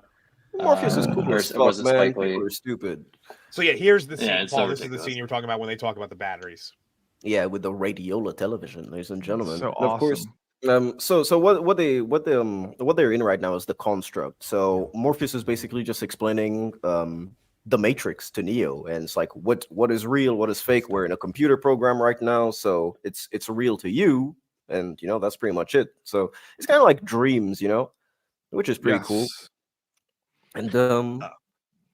And and so yeah, he shows us what the real world looks like today, which I don't really think it would look like this if AI took over. They'd probably make something. They would have nice and demolished those clean. buildings. They would have taken those buildings. They would, because those things would just prevent them from building more of these endless fields. And also, since they fly, now they have to fly over these things. They would just demolish those. And there are the fields, ladies and gentlemen. Nice, good CGI that still holds up too. There is Right a on. comment Yeah. from the chat that Princess Fiona said a little while ago that we starred that I want to bring up now.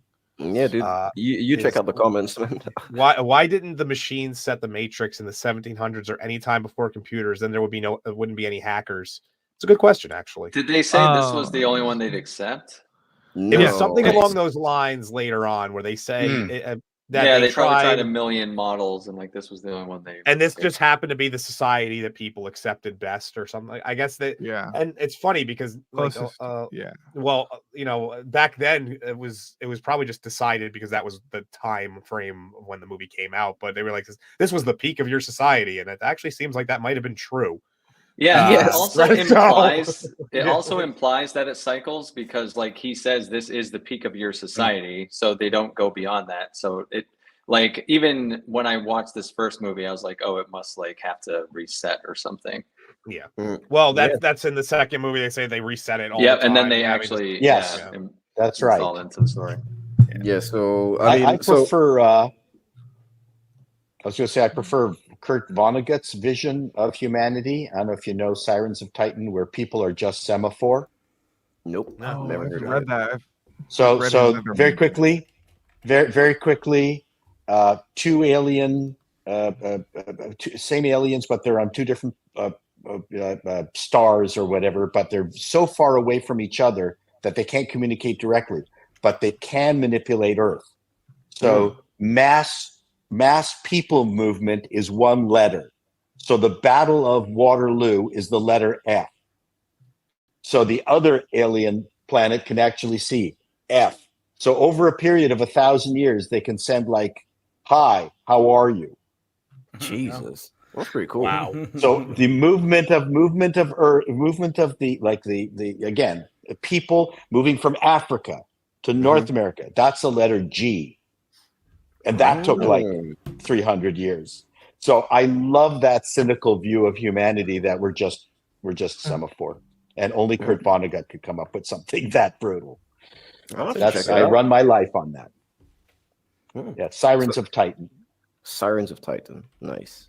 Well, I mean, so like we've already gone through what Morpheus says to Neo. So it's the year 2199. AI got us basically at a point in time, and they were dependent on solar power. So we nuked the sun for some reason because, we scorched the sky. We didn't nuke the sun. The sun's still there clearly. Oh yeah, dude. Yeah, we scorched the sky. Jesus.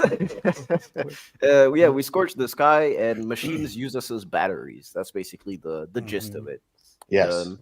Yeah. And so I'm gonna yield to Paul because he clearly had some things he wanted to say about the batteries. So it's like, well, I mean, it was again. That's a huge suspension of disbelief that you've got to. It's a MacGuffin. It's the master MacGuffin of this particular movie, and you've got to believe it. Which I don't mind. Yeah. I mean, well, I don't have a. The only thing that I've always had a problem with is that we would be terrible power sources. Terrible. We essentially, yes, we absolutely. essentially we create enough energy to sustain ourselves, and if you eat more food and create more, like burn more calories, it just turns to fat. It doesn't really. And look at the inefficiency of how they housed us. Yes, like how the space between us and the machinery that was required to house us, and it was just massive. It was so unrealistically silly that is actually what made it work. Yeah. Well, they also say one line, like it's what do they say? Combined with a form of fusion, like to just gloss over any questions you might have. Well, it's also the fusion combined with that. So don't worry about that, folks. The one aspect of the body horror that they do only say one line of, which I find probably the most chilling, is that they liquidate the dead to feed intravenously into the living, which I find to be fascinating.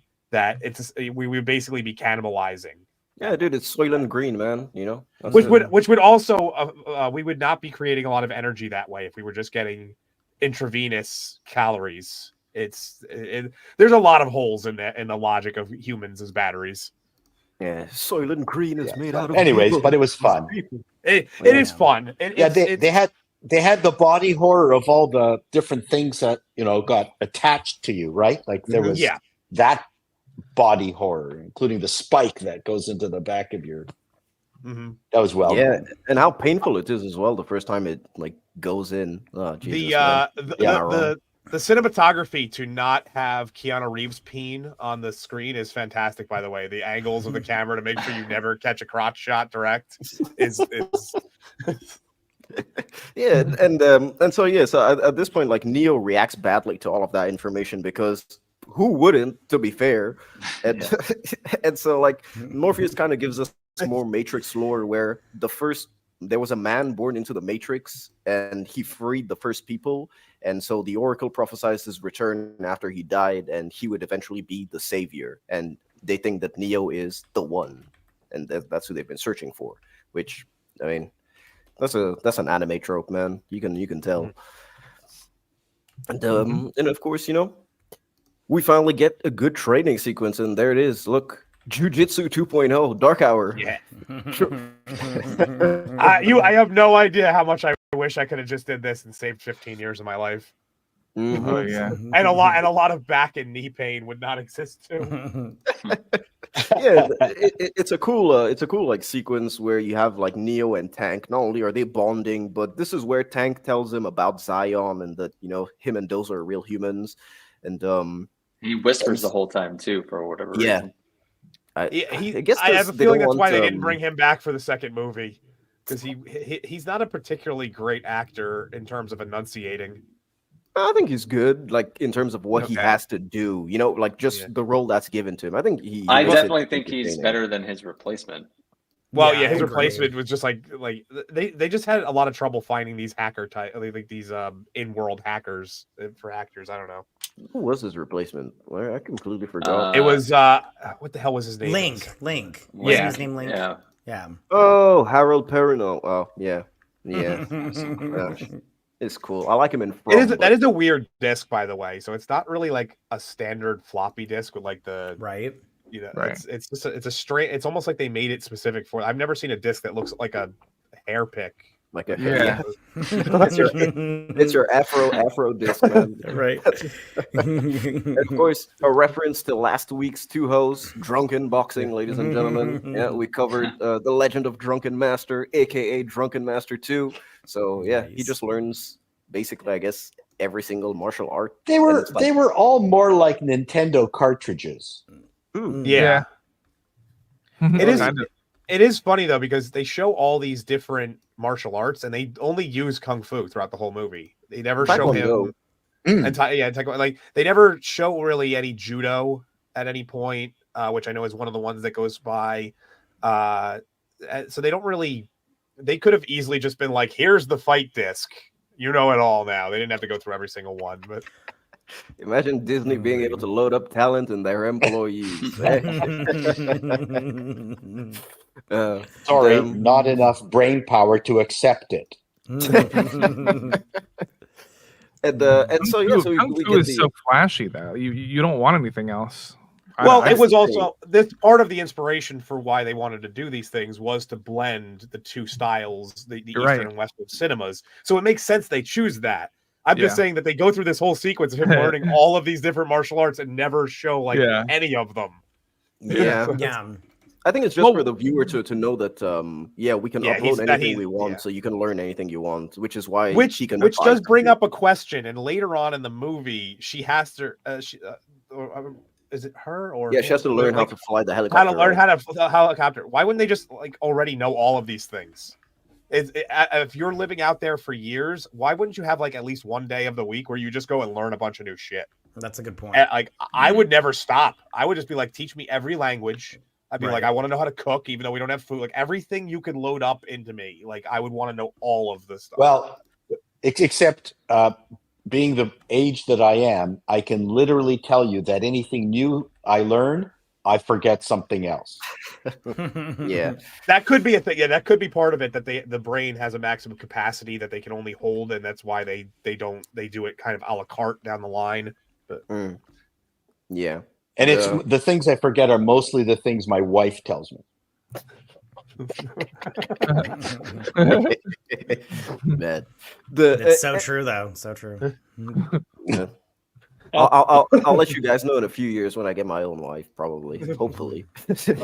I like how you say it like you're like you're hunting. Like I'm gonna Pick me a wife. I got one now. Hey, yeah, you got to get that out. One of my favorite jokes is my wife suddenly said, "You never listen to a single thing I say," And then I told her, well, that's a strange way to start a sentence. That's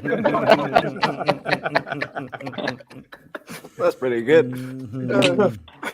What is it? In Dumb and Dumber, they have a great one when the one guy, I forget which one of them gets dumped. Oh yeah, she was saying something about me never paying attention. I don't know. I wasn't listening. But it's a great one. Okay. Yeah. So we get our first Morpheus versus Neo match in This the is great. in the Dojo Simulator. So Classic. I've got Classic. 2 clips. I'll play them one after the other. So let me get the first one.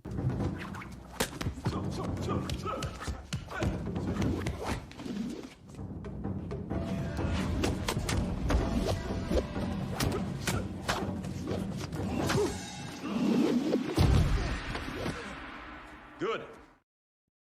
It Nice. was good. Oh, yeah. Man, having the actors just do that is great. You know, you can actually see them going, you know, hardcore Lawrence Fishburne and Keanu, and it's great to see your actors on screen doing that. Oh, to you. Online. Yeah, maybe. And of course, Mouse. Yeah, Neo and Morpheus are fighting. I love how Switch just runs over the table. It's like, fuck yeah, this is real shit. They're so bored. It's especially funny because of the fact that they know that it's like not a real fight. It's a digital fight that they're only going to be able to see like little clips of anyway. But they're so excited to have anything happen of interest in their lives. I mean, look at them. I think there was a sense that injury and human harm can still happen within that construct. And I think that was really important. The other thing that was amazing about this is that this was the introduction to a shit ton of normies of Hong Kong Kung Fu. Yeah, Yun Wu Ping. That is so important. Iron Monkey. Well, the fight choreographer did Iron Monkey. He did The Matrix, Crouching Tiger. So this is like this is like people before. Well, so actually, Crouching Tiger was pretty popular in the West. It was, yeah. But but this is like normie mainstream. This is different. Yeah, a little bit different, a little bit more. Yeah, for sure. And then also there's an element of, this they acted like I would act if I saw like Jet Li fighting Bruce Lee or something. You know, like some legendary matchup. And that's kind of how like, Neo's fighting Morpheus. Like it was like this like legendary. Well, they've been conditioned to think. At least most of them have been conditioned to believe that Neo is the one. Like I said, there's some skepticalness among some of them, but for the most part, they're interested to see if this guy is the real deal. Yeah, that's true. And I've got the second clip to continue the fight.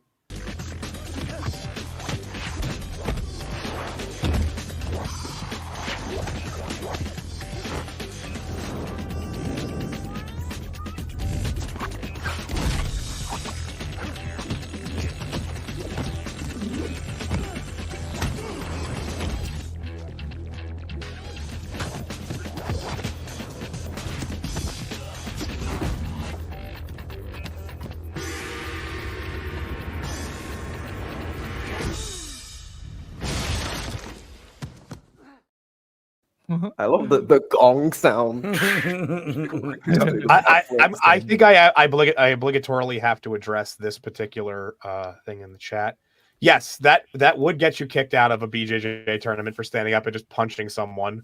But that's because there's a difference between sport application and actual self-defense application of grappling arts. What the hell is BJJ? That sounds very sexual. Brazilian Jiu-Jitsu. That's what that stands for. which is what I have 15 years of training in.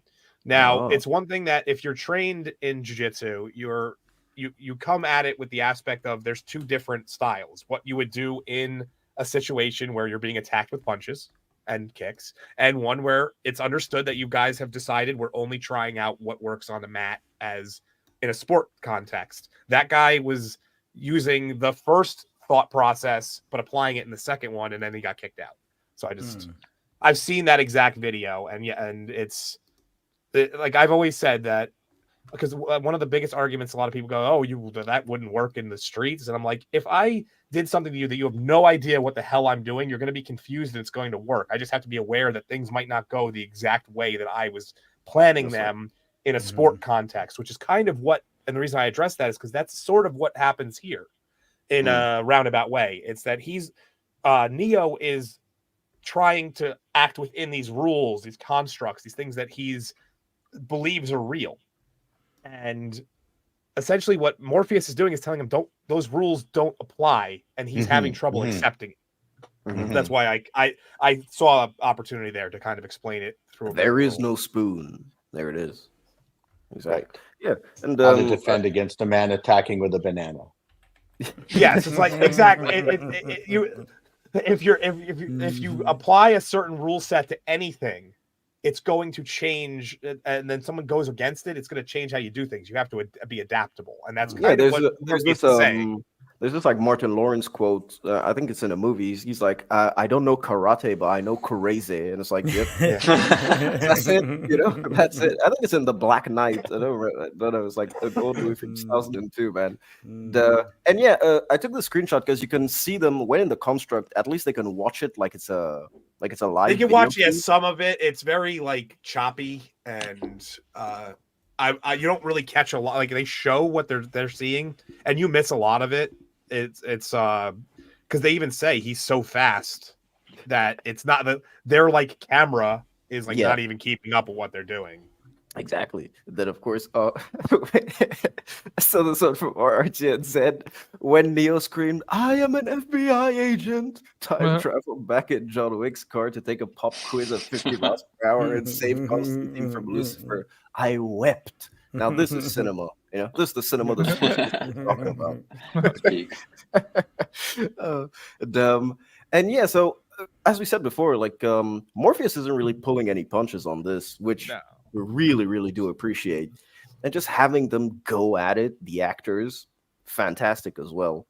I wonder how much time it took them to film like this scene specifically, because this one doesn't require a lot of wire work. It's just them going at it. So when I did my video on the later fights, there was the choreography was. I remember reading a few things that it fell on Keanu Reeves a lot more in this. He does a lot. He carries this a lot, and with his commitment, it basically cut the time down of how long they had to figure this out. Because if you go and you watch, it's mostly Morpheus kind of throwing pretty basic stuff, and then the more interesting things are coming from Keanu Reeves. Yeah, like almost everything is very straightforward for Lawrence Fishburne. Yes, defense and offense mostly. Yeah. That's pretty much it. Until he gets like super speed, and that's pretty much what signifies for them that he could be the one, of course. And but any fight scene takes a long time to really choreograph, though. That's true. That's true. But thank God for Keanu Reeves and his commitment to action. To even now, in his 60s, I guess he would. Yeah, he's 60-ish. Oh man, turn back time for him, man. I'd be happy. Whoa. He still looks pretty much the same though, so it's hard to tell. That's true.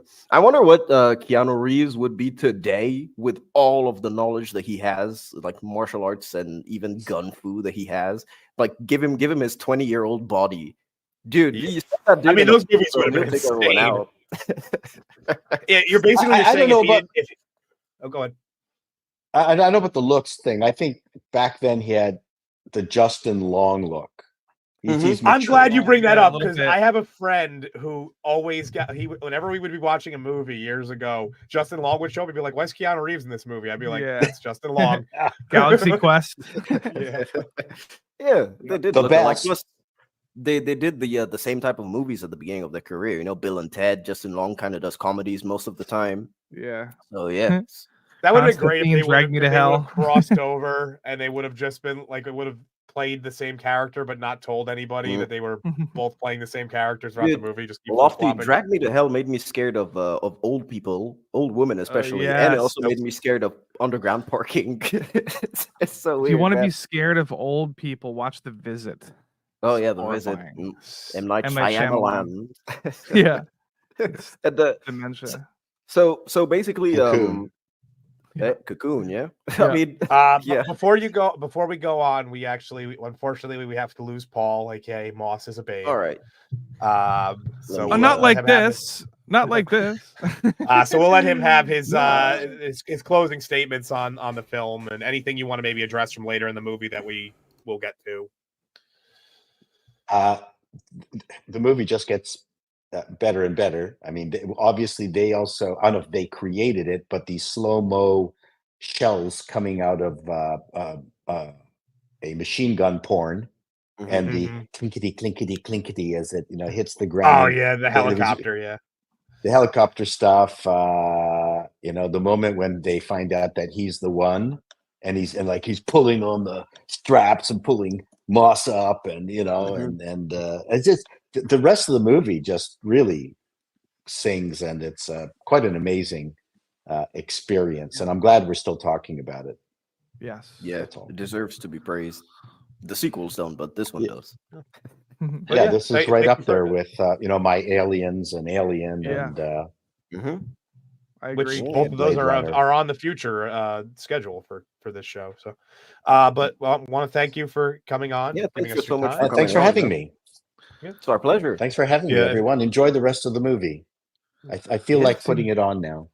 Put it on one and then put the Players Championship on the other. That's right. Bye, everyone. All right, take care. Thank you. Always And great. then there were 5. So he just pulled his plug and is gone. Yeah, we just gone from him. Yeah, we're about to lose half the audience now. Just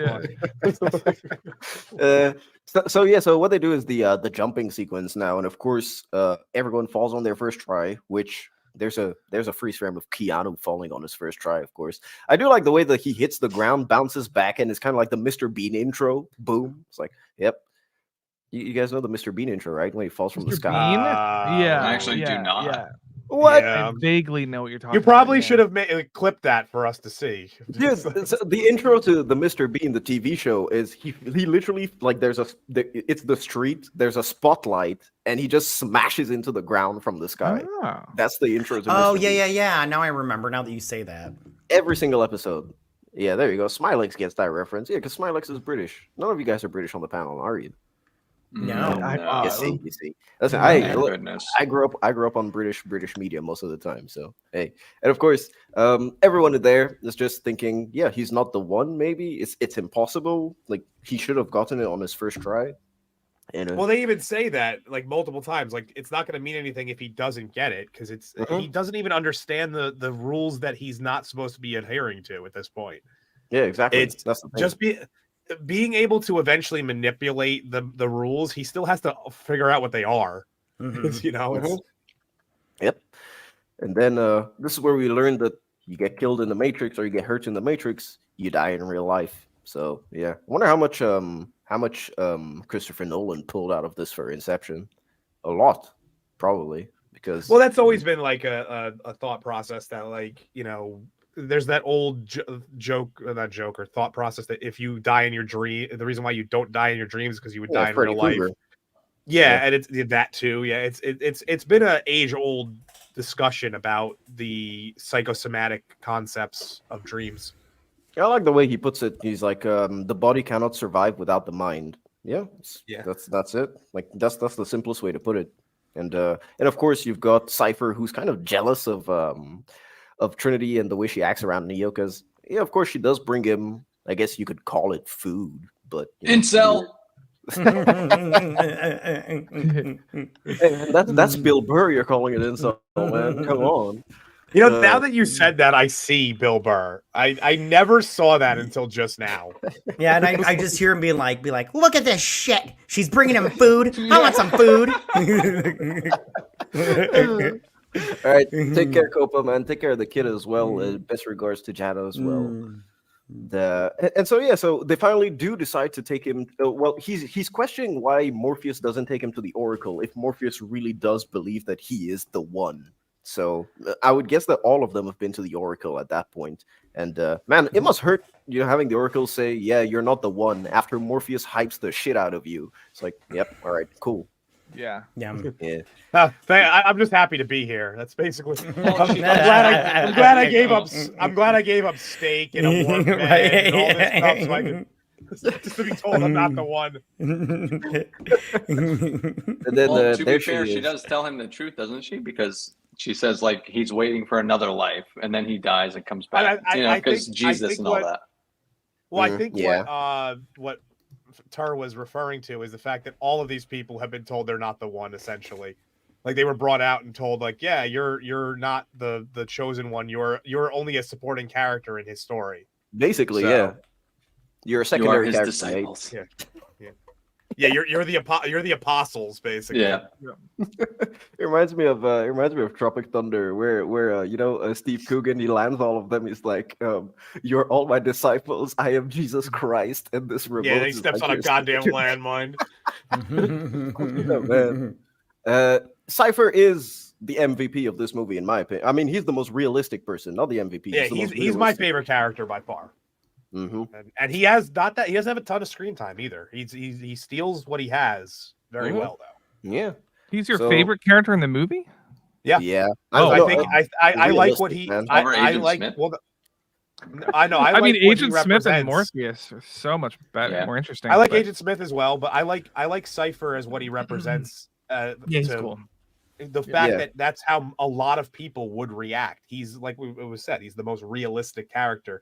He little brings Judas. a lot of He brings a Yeah. lot of questions that it's hard to answer, and I love that about him. And he's been there for Skeptical. 9 years as well. Eating bullshit. By far, I think my favorite scene outside of like the fight scenes, my favorite like interpersonal reactions, like interaction scene is definitely the restaurant with the steak, which we'll get Oh, to yeah. not too long from now. Yeah. So, and that's one of the reasons I like him so much. Well, right now we've got the lady in the red dress, and of course, anyone know the actress's name? Sydney I Sweeney? looked it up earlier. It's Oh. Fiona Johnson. She's born in Australia, Oh, okay. Fiona and no, she Johnson. doesn't have any nudes. I checked already. Oh man, that kind of sucks. That's why I asked for the name, man. I was like, all right, let me try and look it up. Apparently, she was in Attack of the Clones. Oh, well, that's what her IMDb says. That's pretty cool.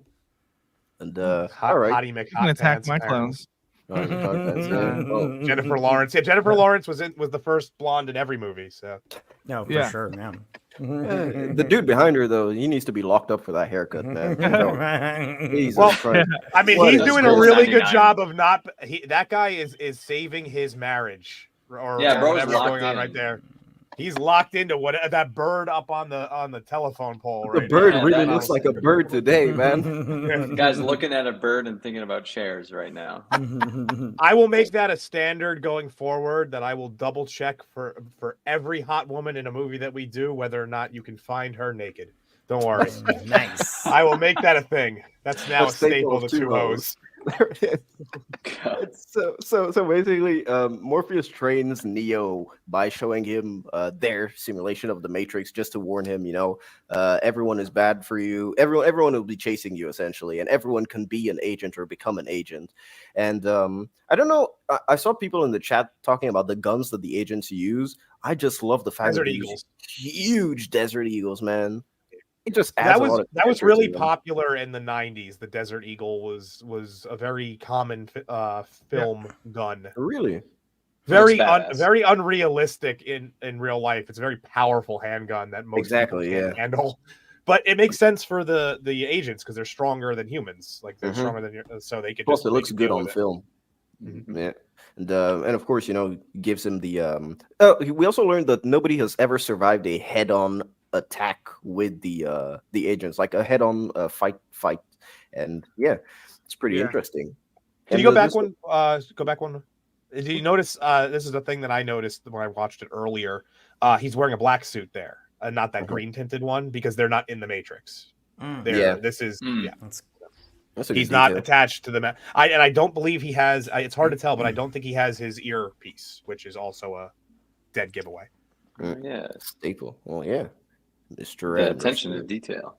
Hell yeah! And of course, this is what Paul was mentioning earlier with the CGI and the glasses, where you can see the reflection of the gun on Neo, which is pretty cool. Mhm. But of course, they have to get out because the Sentinels have arrived, and the Sentinels, we finally understand what they are, and the only way to defeat them is with an EMP. And we do get our first proper, and I think it's our last shot of the Nebuchadnezzar from outside, at least, because we don't see it that much exterior wise, except for in the second and third movies, till it gets like broken up. And yeah, man, the design of the ship is just really cool. Yeah, it's really, really cool. Yeah. Oh man. Yeah, it's definitely a combination of a few things, but it has its own feel. It doesn't feel like a recycling of older concepts of ships, which is awesome. And the fact that it does seem like they use some sort of electromagnet way of flying, because everything they mentioned that they're always in the sewers, which are mostly made of metal. So yeah, I do want to address this super chat while I'm pretty certain he's still in the chat before we lose it. Norman Barud for $4.99 American, real money. Despite the transphobia, I have to respect the despicable Wachowskis, specifically saying that this is not a trans allegory that was mentioned earlier. I just wanted to address that before because there's always a possibility that the person's no longer in the chat. Yeah, and Dark Hour, there you go. Desert Eagle replaced the Bren 10 of the 80s as the cool gun. I have to look up the Bren 10. I've heard 10? that. Someone had told me that before, that was that's like there's if you go through every decade, there's like a cool gun in movies. Yeah, for a while, the and also the Mac 10 and like Uzis were really big around this time. Matrix Reloaded, man. They have Uzis all over that movie. Yeah, that was more of its early to mid 2000s thing. But yeah, Uzis became really big for a while, despite being very impractical to use. Yeah, and of course there we go. Our first proper look at these Sentinels, who are really, really terrifying. Kind of look like squids. It's just nice. Yeah, even these the designs for these creatures are iconic at this point. Yeah. It just speaks this how incredible this movie is from top to bottom. Like even things outside of the Matrix in the real world, the imagery can still evoke a lot of things. And this CGI, like this particular still, I remember seeing this in 1999 and thinking this is incredible. And now looking at it in 2024, it still looks amazing. Still looks really good. Yeah, I think one of the reasons they were able to get away with the CGI so well is because a lot of the scenes that use it are pretty dark. Yeah, that's so what I was about to say. It covers for a lot of the fake looking nature of CGI. It covers for the texture problems that CGI had at the. Well, it's not that it had the problems at the time. For back then, the textures were good, but compared to what we get today, textures look bad. I mean, just watch the first Jurassic Park movie. It looks great, but the texture itself of the T-Rex kind of looks like it's what makes it look outdated. That's what I mean. But yeah, then of course they get rid of the Sentinels with the EMP, which not this time. It just kind of goes away. Yeah, it goes away. Yeah, but we do learn. It just goes nothing to see here. Carry on. You know. Yeah. And so Neo and Cipher, with Neo scaring the shit out of Cipher because he's probably trying to contact Agent Smith incognito mode, but he can. And he does explain that that's how they see the Matrix, just code. Yeah. Which, man, seems like a learning curve. I'm not gonna lie, it seems like a really big. Well, they're all also hackers. They all are used to looking at code for extended periods of time. Don't forget that. There's a reason why they were all chosen. There's one thing I do love about this scene is the alcohol of choice, which I can only imagine is what drinker would call toilet duck. There's probably like moonshine or some shit like that. Yeah, it's moonshine. That's exactly what it is. They basically 100% ethanol, dude. Yeah, and there it is, ladies and gentlemen. The beautiful steak on the table. You can see it. Wow, nice filet mignon. So rare. But filet mignon. Here's one thing I wanted to bring up about this scene. I wish Paul was still here for this, but it's fine. A lot of people point to this as being a plot hole because they established that you need to be jacked into the Matrix from somebody else doing it. Then there's a lot of people who theorize that he was writing. The reason why he gets caught off guard and he's not paying attention around is because he was writing a program that allowed him to do it, like basically plug himself in, and then it would do it for him. There you go. Somebody brought that up. I've always assumed that because, like I said, they're all hackers. They're all able to write their own programs. that makes sense to me that he would be able to do something like that. Yeah, I think that would be the proper explanation, because who would like to monitor Mouse when he's going to do some stuff with the girl in red, you know? Right. Right. Yeah, I never thought of that one actually. You see what I mean? You would probably have something where you can be a bit private, so that would be it. The only like caveat would be the fact that your body is there plugged in, so someone can walk in on you and be like, "Oh, he's plugged in." That's it. Yeah. So everyone just uses the like the main computer to masturbate. Understood. All right, you get between. Don't bother me when I'm in my room. And here's a thing that I would like to point out, that his whole thing is that, oh, I know that this steak doesn't exist. I put it in my mouth. The Matrix tells me to, but they have the construct. Why don't they have a program in the construct where they're like, hey, I really want to have a burger. I'm going to go to Casa de la... Your body won't be, and your actual body won't be satisfied. You'll just have the taste, but your actual body will still be like, your stomach will still be empty. You know, that's the thing. So just have somebody feed you that slop while you're eating it. Just like, here you go. Dude, isn't that the best thing ever, though? Like, you can just eat the best food of all time and never get full and just enjoy it. That would actually be fantastic. You can just keep eating and eating and eating. Yeah, I mean, that steak does look really good. Steak I looks had good. steak earlier today that was not nearly that good looking. So the wine looks good, man. Right, because like when people eat in the Matrix, I don't think it probably coincides with their feeding in the real world to sustain their suspended body. So it's like it's just going to be in their head that they're full. So like, plug me the fuck in, dude. Like I will mow down on some pizza for 48 hours straight. Yeah. It's like the hardest thing that you have to do is try and eat and escape agents at the same time. That's pretty much it. You're eating on the go.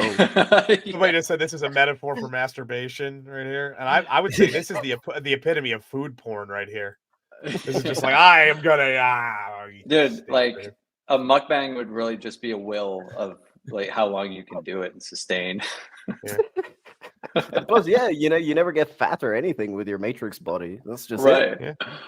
Just come out and you're just like, I'm fine. Yeah. Then I'm always fascinated by this scene. Every time it comes up, I have this like this whole sequence I just love. The conversation, the conceptual stuff that they're going over, everything about this scene I love. Yeah, because you know, to Cipher, it's real. Even if you're in the Matrix, to everyone, it's real. Which is why, you know, near the end when they just start killing everyone, it's kind of like, are they a bit of the bad guys? Because technically, it's as if let's say all of us, we walk into a bank. You know, 5 dudes walk into a bank. A dude and a girl just show up dressed in BDSM gear, and they start shooting up everyone. You know, you for you, it's real. It's your life. But to them, they're like, oh, these are just pawns of the Matrix. It's like, Jesus, man, that's kind of... Well, they do point out that they're trying to save these people, and that they try to avoid doing things to them as much as they can because they are slaves. They're not. They do point that out. They could have tied up the security people. You didn't need to shoot them point blank range. You know what I mean? To answer Ryu Planeswalker, I was actually thinking about that. So they essentially have to grow humans, right? So they would have to harvest the materials to make a zygote. So I guess they could utilize the concept of the wet dream. Yeah, you know, it's something they never really go into detail of. Wet dreams exist in the Matrix, ladies and gentlemen. Yeah. That's why you need to be alone. People in the Matrix fuck. Jedi bitches out there. Hey Brooks, how you doing, man? Yeah, ignorance is bliss. Exactly. Listen, I wonder how families actually work in the Matrix. That was one plot hole I always wondered. Because you're not having biological kids in real life. Yeah. Well, right. So their residual self-image is like a mix of that person and that person because they're mom and dad in the Matrix, but not in real life. It's such a weird concept, and they rightfully completely gloss over it because it's really difficult to answer. I wonder if they addressed that in any of the extended materials. I wonder if they ever addressed that. I've never gotten too far into the further stuff of the video games too far, or like even the Animatrix. I think I watched once and I didn't really pay too close of attention to. I wonder if they ever mentioned that. Yeah, that's true. It's weird. Like, yeah, there's a lot of weird stuff, but I mean, to me, I can just chalk it up to, oh, it's AI, so they can just do it. That's pretty much it. We'll see in the Right, next but five and I years was how it like, is. what determines what they look like in the real world? Because they all almost always look the exact same in the real world as they do in the Matrix. Yeah, that's So like, true. how is that? Yeah, it's just That weird. is kind of weird. Yeah, that's true. That is. Yep. No, I agree with you. Yeah, it's kind of weird. But hey, ladies and gentlemen, we went from steak to fucking horse Slop. meal, I guess. Hell yeah. That It looks has all delicious, the doesn't it?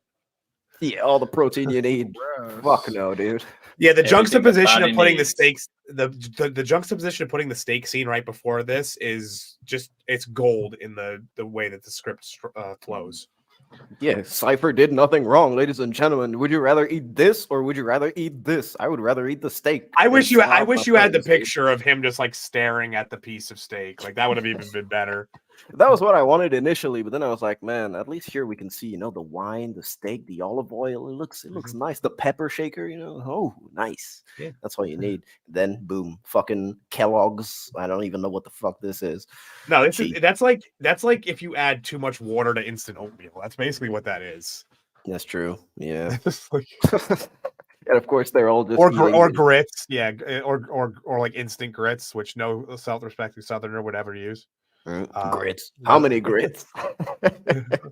Yeah, and so so at this point, Mouse kind of gets his little screen time, which he's gonna die soon once he gets that. It's like I can hook you up with the girl in red. What do well, he does present some interesting questions like what does chicken why does chicken taste like everything, all that stuff. Yeah, exactly. And it's funny enough because I'm French. I eat frog legs. I don't I've know had if frog anybody legs. else- Dude, frog legs taste like fucking chicken. I'm not even gonna lie. Yeah, frog legs are not. Yeah, frog legs are not terrible. They're just a lot of work for very little food. That's all it is. It's just there's not much meat on there, so you go through all the process of cooking it to just get like one bite. And you're like, okay, cool. I agree, dude. It's like and so so like frog legs taste like chicken. It's kind of weird questions that you ask yourself. Chewier. It's a bit chewier than chicken, but it has a very similar taste. Yeah, just a bit chewier. Yeah, but and so Mouse gets screen time. The Mouse is gonna die soon, ladies and gentlemen. Sorry, spoiler alert. And woo, look at the drip, ladies and gentlemen. God damn. This is whew, man. Wow. Well, this I can imagine everyone like going 100% for Halloween and dressing up like this. Yeah. So powerful. Sorry, leaving the house. I just realized that the position for your the pose for your avatar is exactly 100% what Trinity is doing. Hell yeah. Yeah. Great minds think alike, except that I'm not in love with Neo. Maybe Keanu Reeves. Yeah, for sure. I'm in love with him. Yeah. Yeah. It's like everyone is just there looking cool. And plus, props like really, really heads up to the costume design for this. Everyone looks the same, but they look so unique. We said this before, but it's just little details like Morpheus's green tie. It's like even Mouse in the back, the way he looks. It's like, yeah, this is so cool.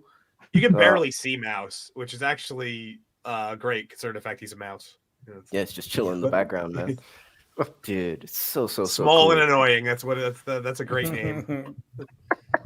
And yeah, so of course, Cipher, he leads them to he calls the phone so that they can trace back to the place where they are for the agents, of course, because what he did with Smith was he said that Smith wanted specifically the access codes to Zion, but he couldn't provide that. The Zion mainframe. Yeah, the Zion mainframe. There you go. And he can't provide that because only Morpheus knows it. So he said that he would deliver Morpheus to Smith.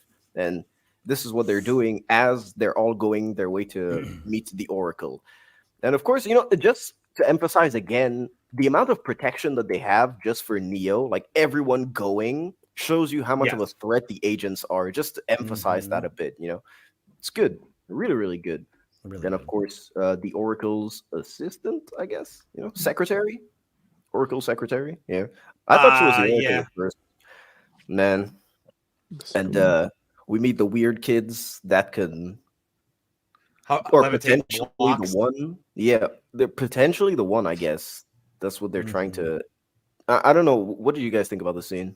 It's kind of weird to me. Even today, it's kind of weird. She says it later. She says that she has to interview some other potentials, and Yeah. basically all these kids have shown the ability to bend the rules, which is something that the one is able to rewrite the rules of the Matrix, and that's why they're all being investigated. Yeah. You've got the little monk kid showing him that just imagine that it's not a spoon, just bend the shit, man. Come on. There is no spoon. There I'm was the a Avatar. band called Spoon Boy and the Potentials that was named after the scene. That's pretty cool, man. That's actually Yeah, a it's good pretty band good. name. Yeah, CGI is good here. It's kind of wonky in the animation, but I still think it's good. Hello, Aang. Yeah, the Avatar, man. When they needed him most, he disappeared. He's a master of fire, wind, earth, water, and spoon bending. Avatar, the last spoon bender. And of course, they finally go to see the Oracle, and the Oracle just basically tells him that he's not the one, and at one point or another, he will have to make the choice between him or Morpheus. However, he is still in control of his life, which, of course, implies the fact that even if you aren't the one now, if you believe that you are the one, you may become the one. I think so. Basically, you're useless, Oracle. Yeah, you're not the one, but you can be the one. Yeah.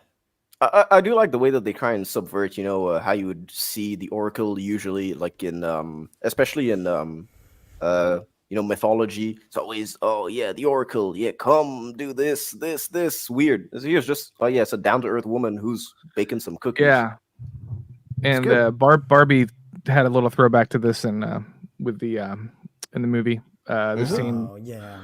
With the creator, the creator of Barbie, she's like living in this same sort of kitchen, aesthetic. The ghost away. And then the ghost of the creator of Barbie. That would have been great if Barbie copied this scene word for word, just with that old lady and Barbie, just like, you are not the one. She's just like, what are you talking about? Barbie did a lot of Matrix. Barbie did the red pill, blue pill. They did the cubicles. Mm-hmm. There's a lot of Matrix references in the Barbie. Man. So thank you, Oracle, for nothing. But hey.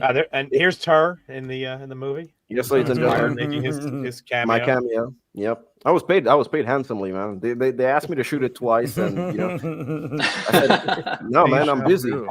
Just And so Deja Vu. And Deja Vu is it's what they say is it's basically just saying that there's a glitch in the Matrix, which something was changed in the code. It's kind of interesting because even now people still use that as a reference when they have deja vu.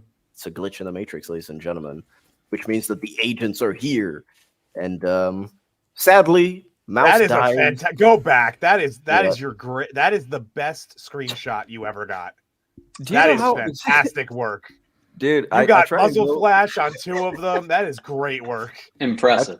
I try and go frame by frame to see if I can catch everyone having a muzzle flash, but sometimes it's impossible.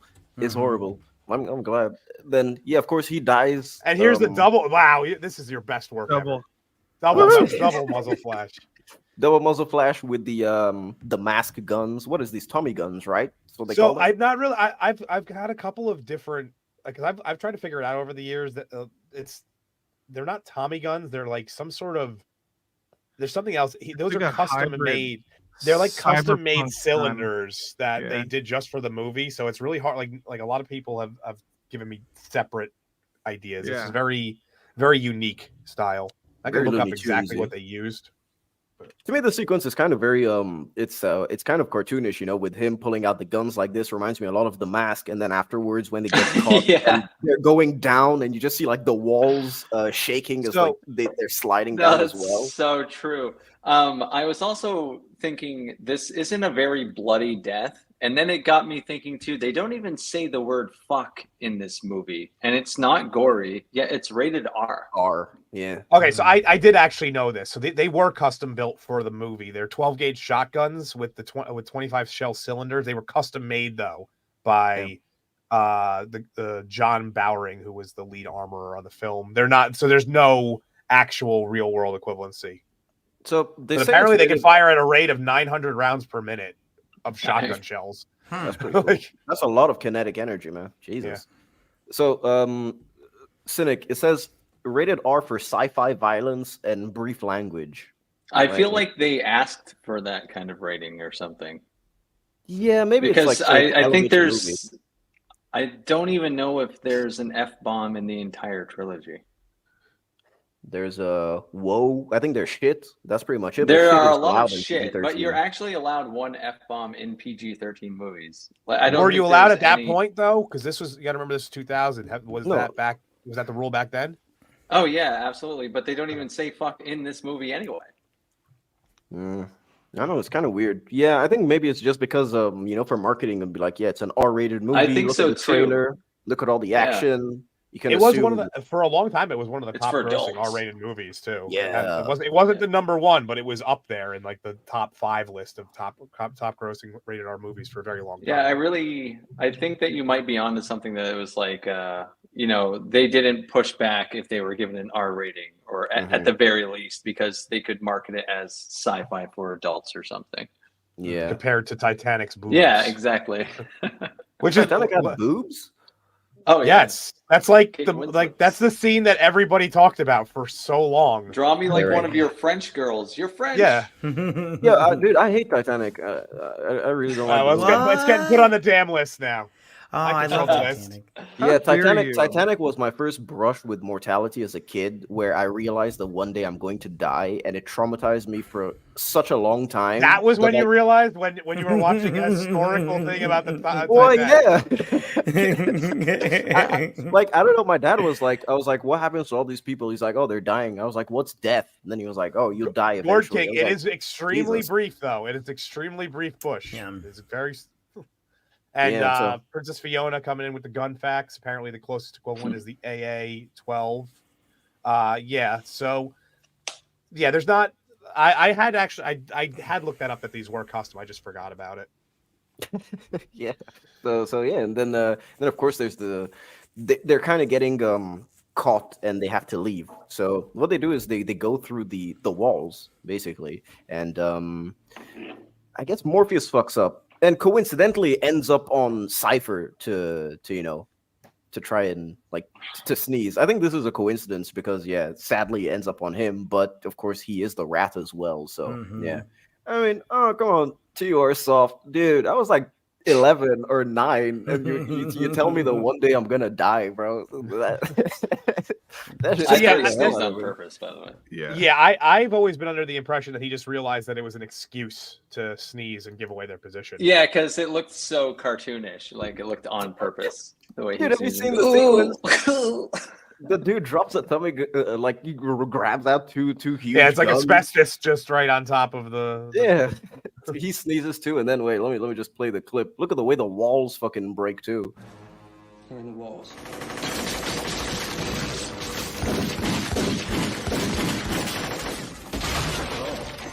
It's an agent! Trinity, go! Go!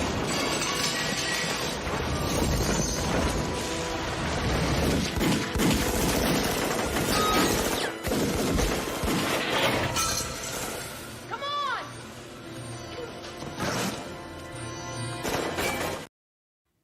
That's the weakest jump in human history. Yeah. Well, he doesn't want to leave. He doesn't really want to leave the situation. No, he It's just wanna weird go with because them. yeah. One thing that I've always loved about this, I love that you didn't get it, but it's the psych up that Morpheus does, where he's like, Oh yeah. Yeah.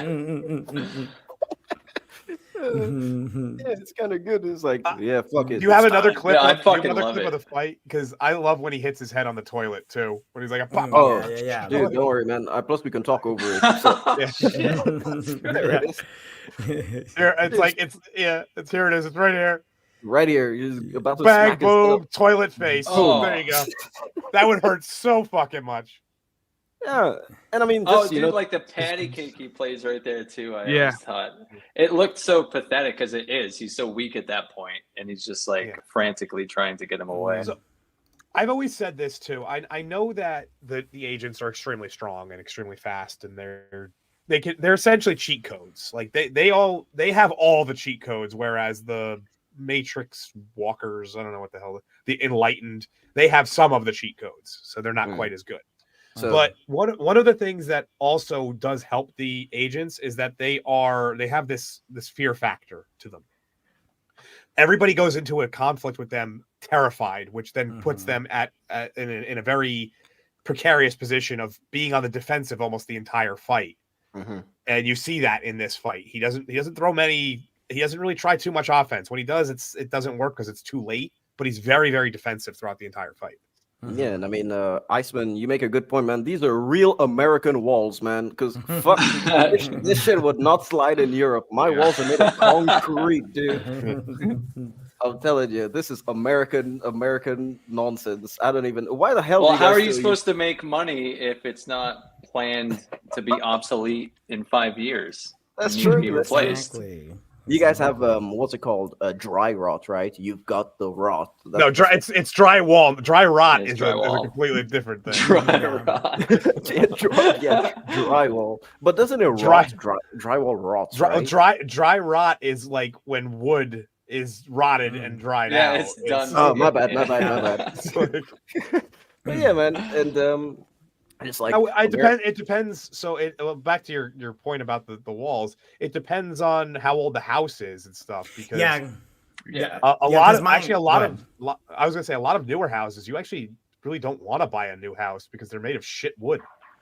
Yeah, like my house is really old, the house that I live in, and I tried to drill some screws into the wall so I could hang some stuff, and I broke like 2 drill bits because it's just whatever it's made of. The walls, it's not. Well, older wood is you could anybody who's interested in seeing the difference between older wood and like what's being harvested lumber. Just go type it into Google. You could see the difference in like wood that from 50, 60 years ago versus something that just got harvested in the last 5 years. It's drastically different. Mm-hmm. Yeah, Iceman, you know the only thing that's standing in the US that's like really old mental asylums. They were made out of full ass concrete. Keep those suckers in. Yeah, keep the crazies in. Look, I'm just gonna say this. Uninspired, you're welcome. We saved a lot of buildings in the 40s for you guys. Just saying. They would all be destroyed if not for the Americans. Listen, at least my house can survive a strong gust of wind. You know, it's like you'll huff and puff and blow my house down. But yeah, Morpheus gets the I guess 21st century black man treatment. I was hoping you would say that. I didn't want to have to say it. According to Twitter, Rodney King, bro. No justice, no peace. And they haul off, man. They haul off with the nightstick, like right in his rib cage. Like, yeah, not a black person in sight was wearing the police uniform, man. Hey, listen, this according to Twitter, this was like, yeah. So for the Matrix, this was their Rodney King, ladies and gentlemen. Morpheus was this. Yeah. There's a bunch of like. King. There's a bunch of 2020 somethings, wokesters sitting there being like, "This is real. This is this was actual recorded scene from." You have 10 men night sticking an unarmed black man. I bet you can post this on Twitter out of context and say CCTV footage of Floyd. Oh man, we definitely Andrew just got Tate demonetized from Inside the Matrix. I'm gonna go double check. I'm fairly certain we just got demonetized. So yeah, your average black man. Yeah, stop resisting. It's like that scene in Harold and Kumar Go to White Castle. That's a book.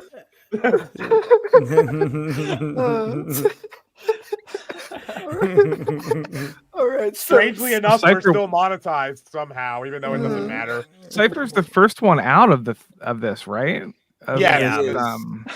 When Tank is back. Tank is back. He never was even in the Matrix. No, they can't even go in. They're not able to jack in the Matrix. Man, Lofty coming in with the let's get back on topic. That's a rare thing.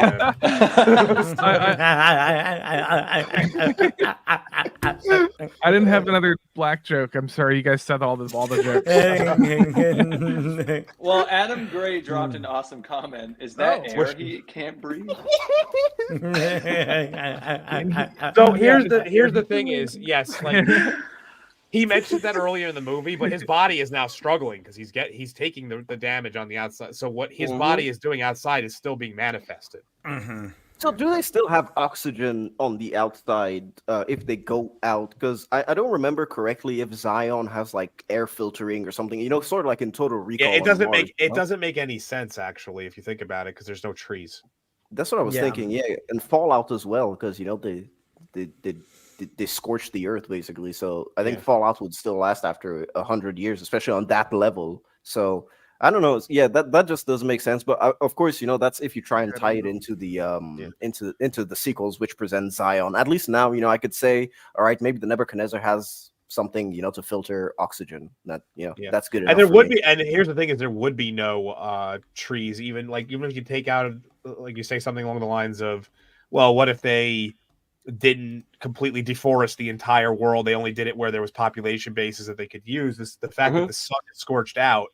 They would all die anyway over the course of especially over 100 years. Yep. So yeah. Back to what Lofty was saying though. Yeah. So the reason why Cipher gets out first, obviously he's part of the whole thing, but he says something along the lines of like, oh yeah, there was an exit. I fell through. I forget exact wording, but he's like, yeah, someone up there still likes me, which is a great like double entendre. Because he's saying like, oh, someone up there like God still likes me, but the truth is he's talking about Agent Smith up on the top floor still likes him. Yep. So he's the first one that gets out, and of course, they all reach the exit point. Well, I like to call it the jump point. That's pretty cool. And but sadly, of course, Cipher has killed Tank. Well, he tries to kill Tank. Doesn't know that he's not dead yet, but he for sure kills Dozer, who's I guess you could say dozed off. Yeah. Who has like the weirdest? Yes, he sees his brother get shot, and then he runs like completely arms open at this guy who's holding essentially, I don't know what the gun would be called, but it's a very large gun. It's not going to go well for him. Yeah, and plus it blasts like full electricity, I think, or something like that. So it's not just your normal bullet. And then, of course, he turns him into a modern Haitian. Oh my god. Well, what did Platoon call it the other day when we were on Peace Up? It was long bacon or something like that. Long bacon. Long pork. And so at this point, he's kind of being petty with everyone, and he's just like, I'm gonna unplug you. So he unplugs Switch and APOC, which at this point it kind of just felt like, we needed to get rid of the side character so that we can focus on Neo. That's pretty much it. And there she is, Switch just dying. Yeah, I didn't really feel anything when both of them died. I was just like, all right, cool. You guys were cannon fodder from the beginning. You could tell. 100%. This is when Cipher's at his most Bill Burr. Also, yes. Yeah. The actress who plays Switch has this weird thing with the further they zoom out from her, the worse she looks. It's just like the opposite. It's the opposite of what you normally say. Like, oh yeah, from a distance she looked pretty good. And then I got closer. And it's so weird. So Tank finally gets back up, and he makes good. He takes care of Cipher, and he brings back everyone. Not, you piece of shit, you're still gonna burn. And he spits. It's really corny. It's super cringy. I mean, the cool thing is that, like, you got Cipher as well. Is like, oh, if he really is the one, then there's gonna be a sign. It's like, oh shit, I don't believe it. It's like, I know. He just Joey Pants is acting so bad there. He's just like, no, I don't believe it. You gotta be kidding me, you stupid cunt. No fucking way. So then they've got Morpheus in bondage gear now, probably 100%. And kind of interviewing him. He's all sweaty, plugged up, and It's like a modern job interview. What it's going to be like? You're going to be a slave here at this at this company, Google. Yeah, Google. Well, coincidentally, where Neo worked was called Metacorp or something like that. Yep. If I remember correctly. Just kind of, hey, Soulless office job. Yeah, soulless cubicle. Yeah. Mm-hmm. Yeah. And then of course, the agents are discussing what they want to do with Morpheus, so they inject him with truth serum. That's what they call it, I guess. Yeah, I guess so. It's weird. It kind of looks like it's a program to basically break down his brain, his resistance. Yeah. Basically, yeah. And then of course, they want to go in and save Morpheus, but of course, they're thinking, hey, it's dangerous. They've got him in full custody. You can't. So they want to unplug him at first, but Neo says, no, I'll do it. I'll go and save him. Which, hey, Neo, they have the out of always being able to essentially just kill him if needed. Yeah. So he doesn't get Smith doesn't get the info, of course, and goes and attacks Zion, like sends the Sentinel. But they can also see in the coding that he's fighting the programming. Like his code is fighting their code. So it's not happening just yet. Yep, basically. Yeah. Then, of course, they need guns. Lots of guns. Lots of guns. It's like, yeah, man. What a reinvention for Keanu Reeves as well in the 90s after Bill and Ted. It's really, really hard to get out of something where you'd be typecast as that role, and especially for Bill and Ted specifically. It's like, yeah, all right, yeah, sure. All right, I got you. So that's a great stop too. Yeah. Well, I mean, Cynic, you have to head out, but you want to do like one last word on the sweaty Morpheus scene? Oh yeah, this is. I remember the first time watching this movie. This is where it really came together for me. Where I was like, "Oh, this movie's fucking peak." this monologue is so good, and I had never seen anything like it. And like I had, I was only like 12 or 13 or whatever, but I had always been watching movies, so this was something completely new to me at that point. And it, like I said at the beginning, this movie stands the test of time. So that speaks to what I was seeing when I was just a kid. I was recognizing that this was something special, and it is. His monologues in this particular scene kind of cemented him as he's still one of my favorite screen villains of all time, and it started right here with this particular. With it, Hugo Weaving is a fucking genius. He kind of became a cliche of himself, or like a caricature of the character later on, like by the end. They started using these like extended explanation dumps for everything, especially when he was Red Skull. He did a lot of this same stuff. Yeah, they were like, oh, this worked in this movie, so let's just do that times 1,000 and just make it really corny and not anything special. Thankfully, he followed this up by Lord of the Rings, so that was cool. Yeah, that's true. He actually had a banger a couple of years, didn't he? Because he was doing like the Lord of the Rings and the Matrix at the same time. Yeah. But yeah, this entire monologue is just fantastic. And even the subject matter too is really, it was for impressionable kid. It was super thought provoking. This is one of the things where I was like, oh, this movie is so fucking deep. It's deep. Yeah. But it's still like it's great popcorn. It's this is the thinking man's action movie, right? Because it actually has something to it. It's a fantastic action film, but it actually has some thought-provoking elements. Even the the speech that he says, it's like this dude is he's basically a program in a program, but he's so fed up of the program that he's in that he wants to do everything to escape. It just adds like a layer of depth to his character compared to the other agents, of course, that are just like they're just agents. It's interesting. Exactly. Yeah. Well, really, it set him apart. He's the jaded worker who's been there too long. It's like I haven't had a raise in years. So funny. But yeah. So Cynic, if you gotta go, dude, just let us know. If you want to dip now or later, I wish I could finish the movie, but I have some people arriving, so I do have to dip. With some agents arriving. Oh yeah, yes, some agents arriving. Gotta get out of there. You just gotta get out of there. Cell phone. Go to the payphone, quick. Yeah. Yeah. Thank you for being on, buddy. But Yeah, I man, appreciate it. But thanks I for will coming on, talk dude. to you guys later.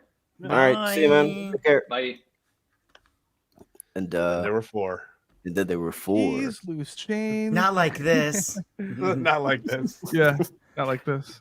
Yeah, and like this is the part where I was saying like yeah, I kind of feel for these Best scene of the officers whole because movie. they're just regular dudes in the context of their own lives, you know. They're just doing their job. And plus the way he approaches him is like, hey, can you please like take off this, take off that, you know, and it's like, nope, fuck it. Get shot. Best scene of the whole movie. This is the best part of the movie. I agree. The This is my lobby and then favorite and the part. rooftop and then the rooftop, like both back to back, is so badass. Yeah, it's really, really cool too. Then of course, ladies and gentlemen, I have those guns. Okay, so the Beretta 92. Then speaking of 90s guns, the Beretta 92 was, you know, Neo's gun in this scene, and then the Lethal Weapon, right? Bruce Yes, Willis. yeah. It was a very I think it that was, a standard issue for a lot of standard police, issue, for a long time. military. Nowadays, and it's then been replaced by the Glock, but the yeah, Beretta well, was the was SIG in the standard for a military long with the time. Glock and the Yeah. right. Yeah. But I bought this gun. I have a 92X, which is a newer model, but just because I'm obsessed with this movie, I bought this gun. nice. Nice. Always a good read. That's what Americans do. We see we a do. movie, we go, That is we very want true. a gun. That's so true. Well, I did.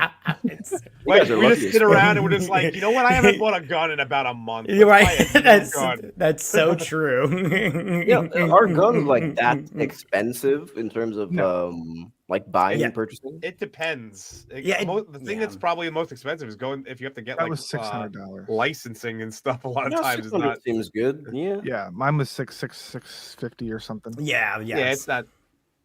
It's I think they're it's- very affordable in the United States. We're the Yeah. gun capital of the world for a reason. Yeah. Dude, I don't even know where I'd begin to try and get a gun here, dude. Like that's it. It's like You can't. No idea. That's that and that sucks for you. Yeah, that's true, dude. Dude, it's Try great. starting a Well, revolution with a goddamn caviar spoon. You're gonna have to. Hey, dude, listen. The French know how to run a revolution, dude. It'll be 1789. Yeah, all back over. when you had guns, you were able to start a revolution. Based on the Listen. American Revolution, might I add. Dark Hour, please. I am myself a registered lethal weapon. Okay, all right. He is a black belt in Jukatsu. There you go. Jukatsu. I've seen the Matrix. Jujitsu, if you will. Hell yeah. I've got a black belt in Yeah. Bushido, man. Bushido. Bushido. And well, ladies and gentlemen, the unedited version of the lobby scene.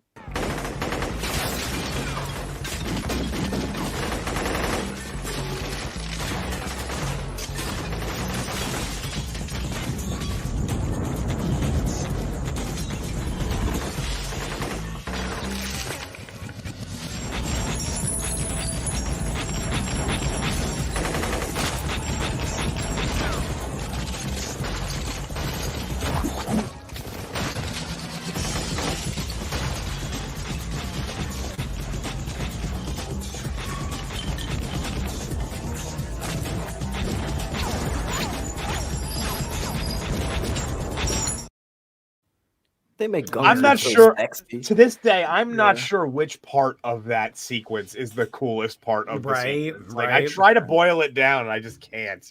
I think Yes. I've got it down to her reversing the shotgun on the guy, Mhm. and that's pretty much my favorite one. It's of the, just I even love when she amazing. lands after she does her little up on the wall and she lands, but like she like stops, but like it's so weird because then she gets behind Yeah. the column. It's like I don't know, man. It's just so cool. It's so cool.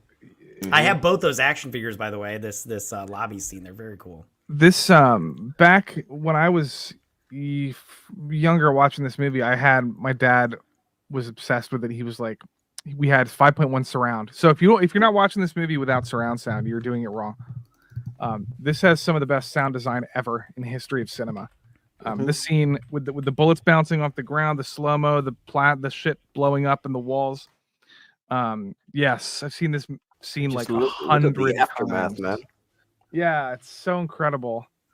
So I'd just assume wanna that they throw- I only wanna had throw like out there. Hold on, Yeah. because now we're getting further into the movie. I wanted to wait until a little later and not do it too Ooh. early. The red versus blue pill debate. You guys can all go and vote on that now.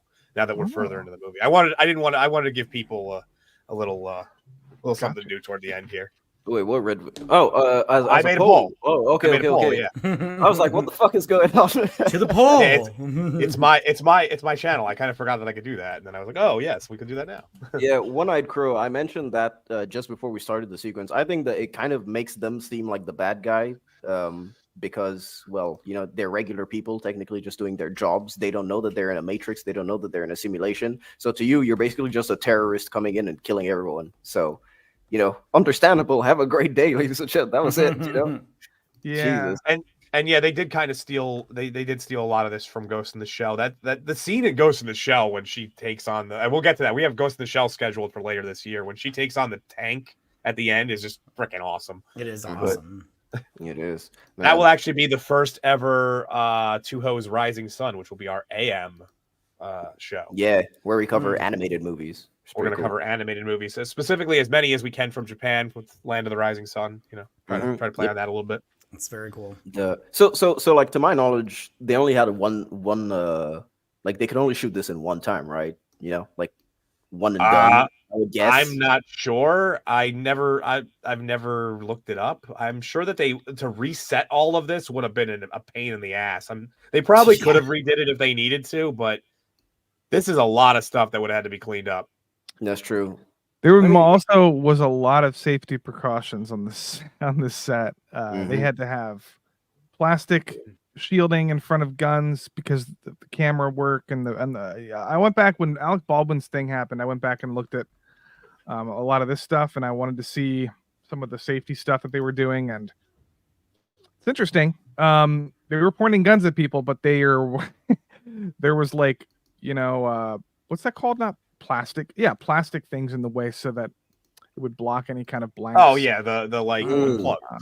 I see what you mean. Yeah, all kinds of stuff. One thing I do love about this last little bit here is I think it's that one on the left there.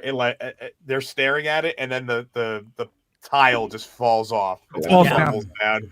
It's just like, yeah, dude, it's like this is just fantastic. It's just great. You know, directing. Yeah, great directing, great choreography as well. And of course, I mean, even if they did have to reset it, I don't think you'd have a problem with continuity because it's just like everything's just flying everywhere. That's pretty much it.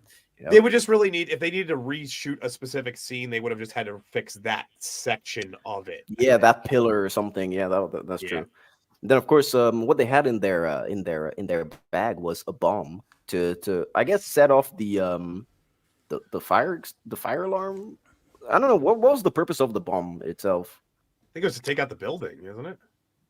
Well, they didn't take out the building; they just took out the elevator. Sorry, the floor. Yes. Yep. I remember, but it didn't. Whenever it was cool. It was cool when it exploded. Yeah, I think it takes out like that, like floor. I don't think it obviously doesn't take down the whole building. I meant to say that section of the building, the floor. Yeah, because they use it in the elevator, and then the elevator explodes. I think it's just to get them up to the top without having to like actually physically enter the elevator and take it. Probably. Plus, it does. I guess it puts it on like alarm mode. The building. Yeah, the chat seems to be in agreement that it's mostly to take out the area so that way reinforcements can't follow. And the setting up for the sprinklers, I think, is just an added bonus because it helps that's part of the thing that helps wake up Morpheus from his stupor. So kind of. Yeah. All right. Yeah. Okay. I'm good with the chat. Yeah, I agree with the chat. Then block reinforcements. Yeah, and set off the sprinklers. Set off the sprinklers because hey, man, it's a movie. It's got to look fucking. Unfortunately, cool. It does have the negative aspect of informing the agents that they're there. Yes, that's true. So it does have that problem. And then of course they make it to the rooftop, and yeah, man, it's pretty cool. You've got Trinity. I should say that they survived. I should say that they were the agents already knew that they were there, but that they're not taken care of. And they're actively coming to get Morpheus as well, which is something that's unheard of. As Neo said before, no one's ever tried it, so we're gonna succeed. Then of course, so they're on the rooftop taking care of the agents that arrive, and there he is, and we get, I guess, the would this be the most iconic sequence of the film? Oakley Vandal. It will be the OG Ghost in the Shell. It's going to be the animated version. Oh yeah, we're not covering the Scarlett Johansson movie, man. No. I mean, we'll probably talk briefly about it, but it's not going to be what we're watching. I won't even give it a mention. I would say this is a very iconic point of the movie, maybe the most. I mean, there's a lot of this whole scene is probably the most parodied right here. Yeah, this and the opening sequence with Trinity are probably. And then dodge this, which is like true. dodge this. Has anybody ever seen the college recreation where it was like Matrix on a budget? Oh yeah, I have to find that clip. It's hilarious. It's like everything is like household items they're using to represent things. Yeah, and I mean, someone who, as I said, in the intro, my first experience with the Matrix, I had seen all the parodies and all that stuff, and I had seen like the bullet time sequence absolutely parodied to death in whatever you were watching, especially in the early 2000s.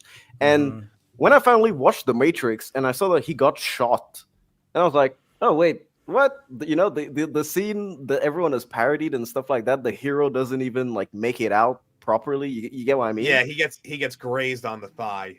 Yeah, to me it was kind of a shock watching it for the first time. I was like, oh, well, yeah, that's like, it's cool in context, but it's weird when you remove like everything surrounding it, And he even says it's like I've never seen someone move that fast, and he says I didn't move fast enough.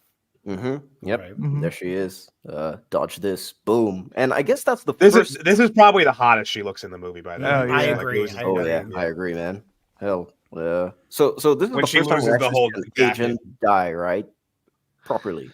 Right. Yeah, which is to the it's face. just funny because a lot of people don't ever mention that she's the first one to kill an agent. Like she doesn't kill him, she kills the body he was in. But very rarely does anybody ever mention that she's the first one to do it. So yeah, it's woke, ladies and gentlemen. The Matrix is woke. Come on. All right, we're done. All right, we're done. Live stream is over. See you later. So, well, I mean, it's also interesting, the juxtaposition between her now and her at the beginning of the movie. With now that Neo is behind her and she truly believes that he is the one, she has become fearless herself, and so she's not afraid to run away from the agent. She just literally goes up to him, and it's like, "Yep, your turn to die, bitch." So two things I want to say. First of all, I want to address James Woolard here. The modern libs would say, but she's only doing it in service of a male character, and that's how they would knock that down. Even though they both work with each other and toward each other throughout this whole movie. And the second thing, I love the fact that they have that juxtaposition that she was terrified early on and that she just walks up, but to me, it's a little weird that these hyper aware programs that are able to like do all these crazy things, she's just able to kind of just like, bang. I mean, it's a little weird. It's awesome. It's sick that she does the way they do it, but it's another one of those like, wouldn't the program kind of, it's strange. I know. I accept it. I think they're all concentrated on Neo so much, especially seeing what he can do. Especially like after that, he moves at the same speed as the agent. She tells him right after this, like, "Oh, I've never seen anyone move with that speed." So the agent is probably just really concentrated on killing this guy because the agent maybe knows, all right, this dude is probably the one because he's moving at the same speed as me. So I guess he wouldn't be, paying attention to his surrounding. Probably. But she also gives him a warning, which is a little weird to me because he's a program, so he's able to think instantaneously. It's not like a human who has that lag between brain to like. As soon as she said "dodge this," he could have it would have dodged, and he looked. It would have processed. He would have dodged. It was It's a really cool scene, but there are slight holes in it. All right, so rule of cool was applied. Cool, yeah, it's good. That's it. And I'll accept rule of cool. I will accept that. This is also a rule of cool scene. So before I play the clip, what do you guys think of, what would you do if, let's say, there's someone that you want to save that's in a small room and he's being surrounded by guards? Would you, try and sneak in Or would you B, throw a grenade and just pray that he survives? You know, that's pretty much what No, this scene is C. to me. Empty an entire minigun from your helicopter into Right. the room. American pray. the shit out of this whole Right. thing. Yeah, but you have to pray that you don't hit him. You know, like come No, on. no, dude. no, no. You just assume he's that the everything's one. gonna go well. That's all you Yeah. have to do. Yeah, You, yeah. you go, I'm American and I want to fire my weapon, and I don't care what happens. I'm sure it'll be fine. Yeah, to me, this is rule of cool once again, like just applied. It's just like This whole yeah. movie is rule of cool. I mean, It's at the like beginning, start to it wasn't finish. just rule of cool. Now it's really like these two sequences back to back are like rule of cool. You know, If I didn't already accept have a poll up, I would put up a poll to see how many people choose the minigun versus how many people choose stealth. stealth. Yeah. Yeah, I would choose stealth. Yeah.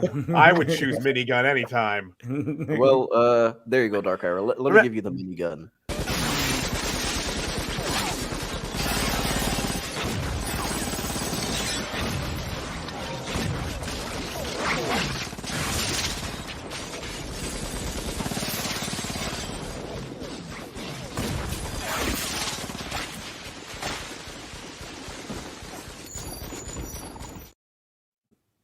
Oh. Dark hour, is that what you say to all the ladies? Let me give you the minigun. Let me give you the minigun.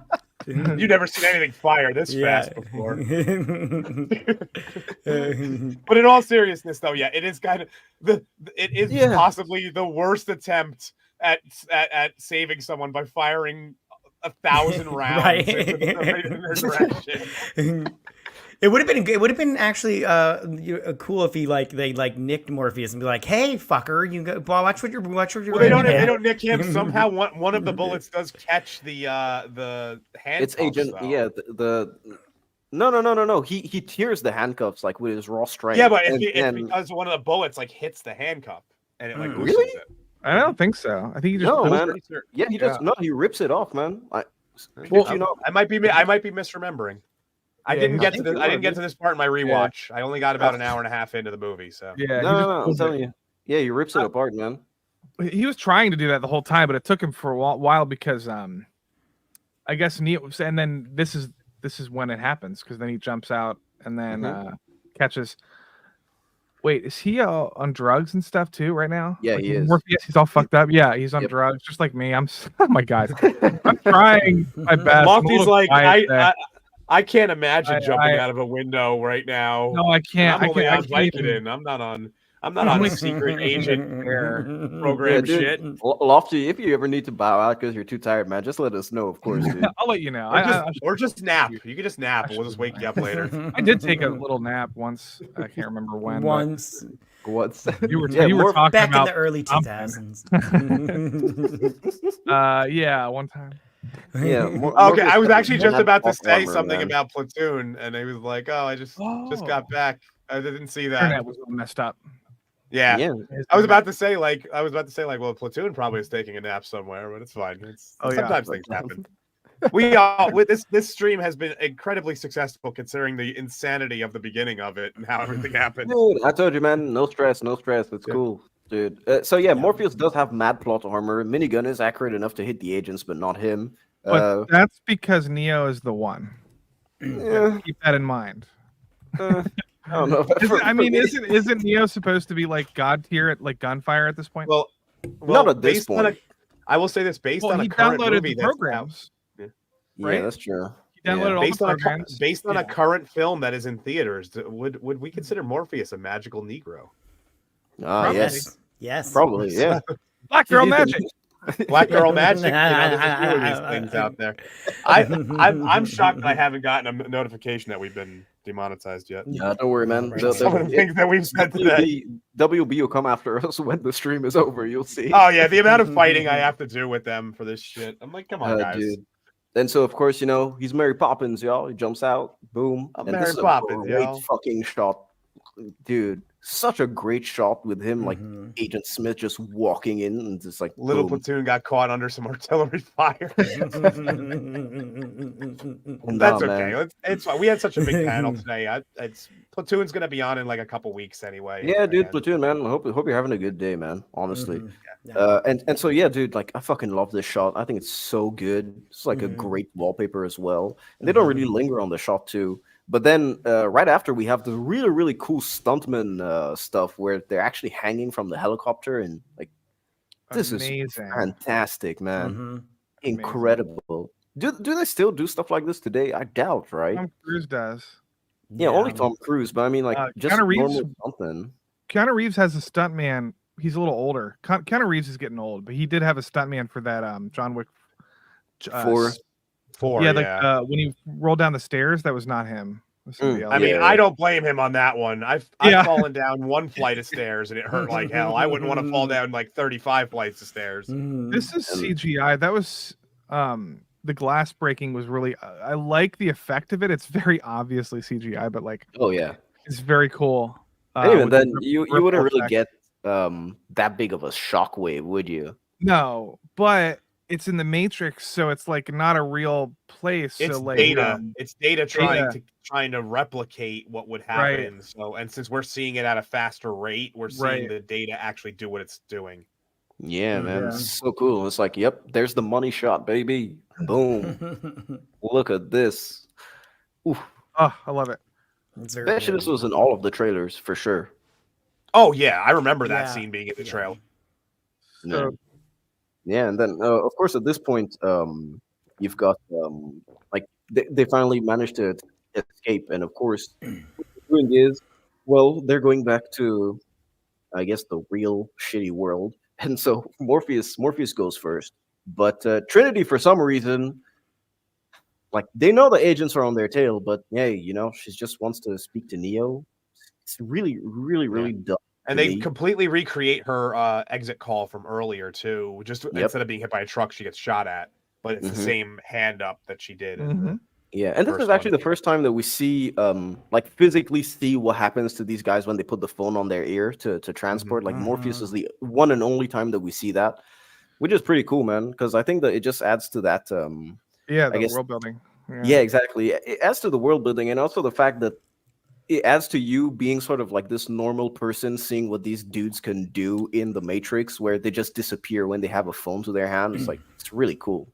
And of course, the dude that becomes an agent was a homeless guy that was in the subway.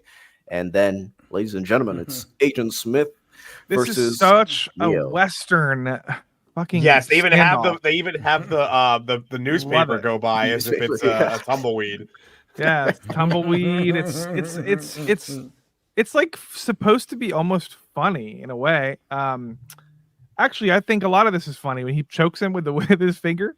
Yeah, you know, it's tongue in cheek. It's like tongue in cheek martial arts choreography. It's really, really, really awesome. Yeah, I did a whole and- video on this Yeah. and how they actually.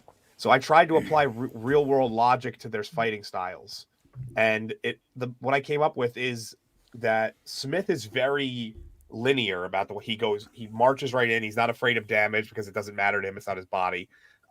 He essentially just tries to power through. It's very infightery of him. Yeah. Whereas Neo tries to stay away the whole time. He uses the length of his legs. He's always trying to outmaneuver him. It's a very well done using actual real world concepts in such a fantastical setting. Yeah. Yeah, this is like the only instance where we see them using Taekwondo, right? With the kicks, like trying to actually actively keep Agent Smith away from him. And Smith uses kind of like, inside boxing. Like he basically just like works the shit out of Keanu Reeves' ribs, out of Neo's ribs. So, Well, I got 2 clips of the fight. Hopefully, the way that I cut it makes it live up to, the actual fight, ladies and gentlemen. So let's do this.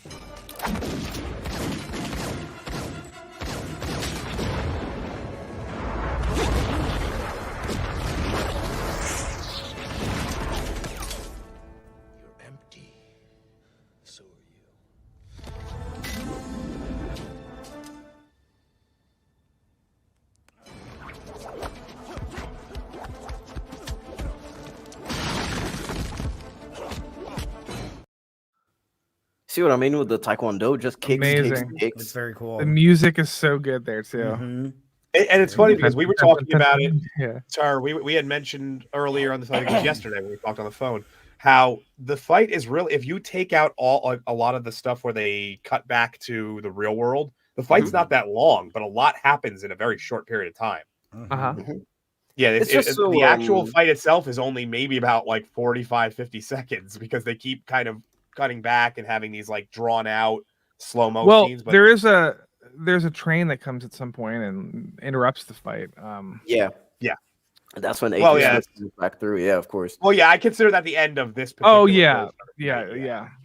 And And I then mean, the second fight happens later. I think I can give them the I would much rather prefer you give me a 30-second incredibly intense fight where I see that it's the actors giving it their all than a 2-minute sequence where you can clearly see that it's stunt doubles and like it's not really at the same level, you know. Although I agree, but I'll take a 5-minute fight scene with Keanu Reeves and Donnie Yen.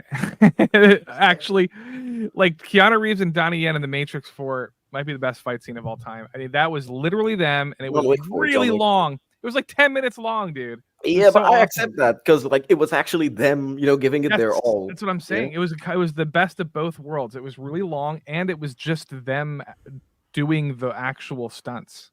Mm-hmm. It was man. great fight scene. I love it. But And yeah, this is Donnie Yen, really good. Like you'd never guess that Donnie Yen was the same age as Keanu, you know? Ever. I know. Crazy. Donnie Yen is 60. Keanu is 59. It's insane. Donnie Yen could beat up Jake Paul. I'm convinced. He could. Well, it depends how much money Jake Paul offered Donnie Yen to not win the fight. Yeah, that's true. That's how that all has been working. Yeah, it's true. So at this point in the fight, Neo kicks him, and of course, his glasses break, and that's where it's really like, oh yeah, this is the real shit, ladies and gentlemen. And So Iceman, apologies. I know that this was like one of your favorite parts, you know. Favorite scene from The Matrix is Neo getting up, doing a kung fu pose, and dust flying off his shirt. Sadly, for copyright reasons, I had to cut that part out, like just that part. So sorry, Iceman. Yep. Yeah, he does that. Dude, that entire like just him doing the pose is 9 seconds long. Can you imagine? Yeah, I had the amount that I had when I made my video for this. I had to trim so little. Like I was like trimming it down to the microsecond to try and get that under copyright. Yeah, it's crazy, dude. But you know what? Let me play it.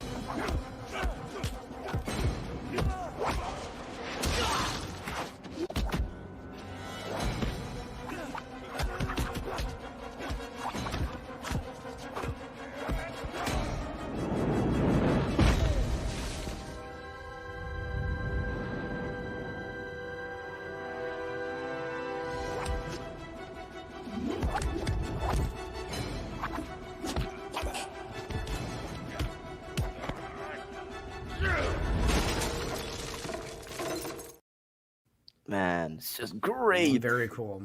It's amazing. Really, really. I love the fact that he just keeps getting thrown into walls. Yeah. Run through American walls. construction, ladies and gentlemen. Those are concrete walls. That's the crazy part. It's like for sure. Yeah, for sure. Like Subway would have concrete walls. This is the subway station. Those are concrete. Those are not dry rot as I mean, just the the framing and stuff like that. It's very anime or comic booky. It's great, fantastic work, man. Fantastic work to this day. It's like no wonder The Matrix is still talked about. And hey, we're talking about it now on like a 3-hour stream. It's incredible. And then this is the train scene. And so at this point, I really, really like Agent Smith because he's like, fuck yeah, I'm finally gonna kill this dude, and I'm gonna have the pleasure of dying with him just so I can be sure that he's dead, you know? It's like, damn, Agent Smith is just really, really hammering in his disdain for Neo. And you know, of course, like it's kind of his disdain for the world of being in the Matrix, just translated to him hating Neo specifically, you know? Yeah. Like, yeah, it's great. Well, basically, his existence is because of people like Neo. He wouldn't be required if it wasn't for these hackers that are becoming super soldiers of Zion, so to say. And I just always get the bitterness off him. So one of the things about Smith is he's way more conscious of his existence than the other agents. Yes. It's almost like the AI. And so one of the things they talk about early in the movie is that the AI turned on the humans because it became self-aware and all this stuff. It's almost like he is going through the same process that the AI already went through, and eventually it's basically what ends up happening. But it's history repeating itself within itself. Yeah, it's kind of like AI becoming a bit of like humanized. Agent Smith is Yeah. weird because like he's the full representation of AI, but he is kind of humanized in this aspect where he has the pettiness of wanting, doing this. Well, he's programmed to be a human. Essentially, he's programmed to walk amongst humans. So he's having these human traits are becoming more. I don't want to say self-aware. They're becoming more prominent within his coding. It's the smell, as he says it. Yeah, that's it. Then of course he manages to get away from the from Agent Smith. Yeah, I was about to say Morpheus for some reason. Yes, he manages to get away with fate from Agent Smith. Yeah, fate, inevitability. Yeah. The train, is that an Invincible reference? Invincible. Paige Ashley. I think a lot of people would say Smith is their favorite for villain. Sure, definitely. It's so cool as well, That's the thing. Yeah, and of course, Keanu Reeves manages to try and escape, and it brings us back to the beginning of the movie, exactly where it started off. While he's being chased, and of course, this is the one that I like with the two old ladies. The knife. Yeah, and meanwhile, that goes back to what I was saying before, though, is that they are able to just kind of show up where they need as he's going along, and he's not bugged or anything. He's actually no longer connected at all. At one point, but back then he was. So it's the fact that they're able to trace him the whole way. That's where you start to kind of see those minor plot holes. They're very disbelief. They're very excusable. But we're here to break it down, so I'm going to point out what I've noticed. But I don't. It doesn't hurt the movie at all to me. No. It's just it's something you notice. I think it's just suspension of disbelief, like really suspending it, but it's cool. At least it kind of you can accept it in the context of the movie, and of course good screenwriting over here with lighting the fire under your characters. Of course, on the other end, of course, in the real life where the Sentinels are attacking, and this time they're really attacking. They've brought a lot of them. And I think, I don't remember correctly, but I think they had tracked, Agent Smith had tracked them down, or was it Cipher who had given away the position? I'm not too sure. Well, I think that essentially whenever they're doing anything, they're able to be found, because the way that I have it understood is that the Sentinels are constantly looking for the ships, and the only reason why they won't be found is because they shut everything down, but they can't do that while they're in the... so I think that they've pinpointed them based on those details. I don't think there was like an actual, we gave them the exact coordinates. Yeah. There's no way that Morpheus would have known the exact coordinates they were flying. Yeah. And so, of course, lighting a fire under your character's ass. On the one hand, you've got Neo that's running from the agents, basically all of them. And then on the other hand, you've got the people in the real world who are now being attacked by their Sentinels. And the EMP is the only thing that can save them. However, Neo is plugged in, which means drop the EMP, he's dead. Great. It's good. Great storytelling, man. Great screenwriting, of course. And they set up for it earlier. Yeah, set up for it earlier. Then back where we started, ladies and gentlemen, room 303, but Agent Smith is already there, and boom, shoots Neo, point blank range. Great. And it's like, I just want to bring this one up because I was just as I was going through the chat. It's a little bit past when we were talking about it earlier. Go ahead. The speech about the sweat and all that stuff. But yeah, you can Paige Ashley again. You can empathize with Smith and his point of view, but you never feel sorry for him because he's so evil and not human. Yeah, and that's true. It's like he has a very human point of view. He's but very reptilian. He's like a reptile. Like a snake. It's hard. We can empathize with the concept of being trapped in a job we hate, which is basically what he's going through. Right. But we know that he's also, like she said, not human at any given point. He's just it's like what would you even do if you didn't have this job? You're designed for this job. That's true. Yeah, and of course, so he gets Neo gets shot, ladies and gentlemen, and that's the end of our hero. You know, in a sadistic director's. I mean, this well, is pretty dark. This is pretty gory, I would say. I mean, when I was younger, I would always kind of squirm at this because you're shooting a guy in the chest, and they do show like the bullet wounds and stuff, and the blood behind him. That's true. What do you guys think? Is this like the goriest part of the movie? Maybe. I mean, I've seen RoboCop, so this was nothing. No, yeah. In terms of the Matrix, for this movie, I think it's definitely one of the more there's a lot of anger behind it. There's blood. a lot of like there's not much blood, but there's a lot of the actual sequence itself. It's probably the most visceral. And and then that's probably Matt. What do you think? Yeah. When I first saw it, I was like, "Oh, they killed him. He's not the one." But I was I was younger, so I don't remember how old I was, but I was younger. But as far as bloody goes, I mean, I don't really remember if I thought it was that bloody. Now I'm like, this is tame. So, but I don't remember when I first saw it if I thought it was really bloody, but it's still very good. When I watched this again, I was all like, when he got shot, I was like, oh, that's a bummer. But at the same time, I knew he wasn't, I knew he was the one. So I wasn't. It does have an ability to make you feel that every time you see it. So you're like, oh. Yeah, because it's like you like even on his face, he's like, oh yeah, I'm gonna make it, and then it's like, no, I'm not gonna make it. I got shot. I want to go back and recreate this scene and just have it be the end, but with like the Price is Right, like.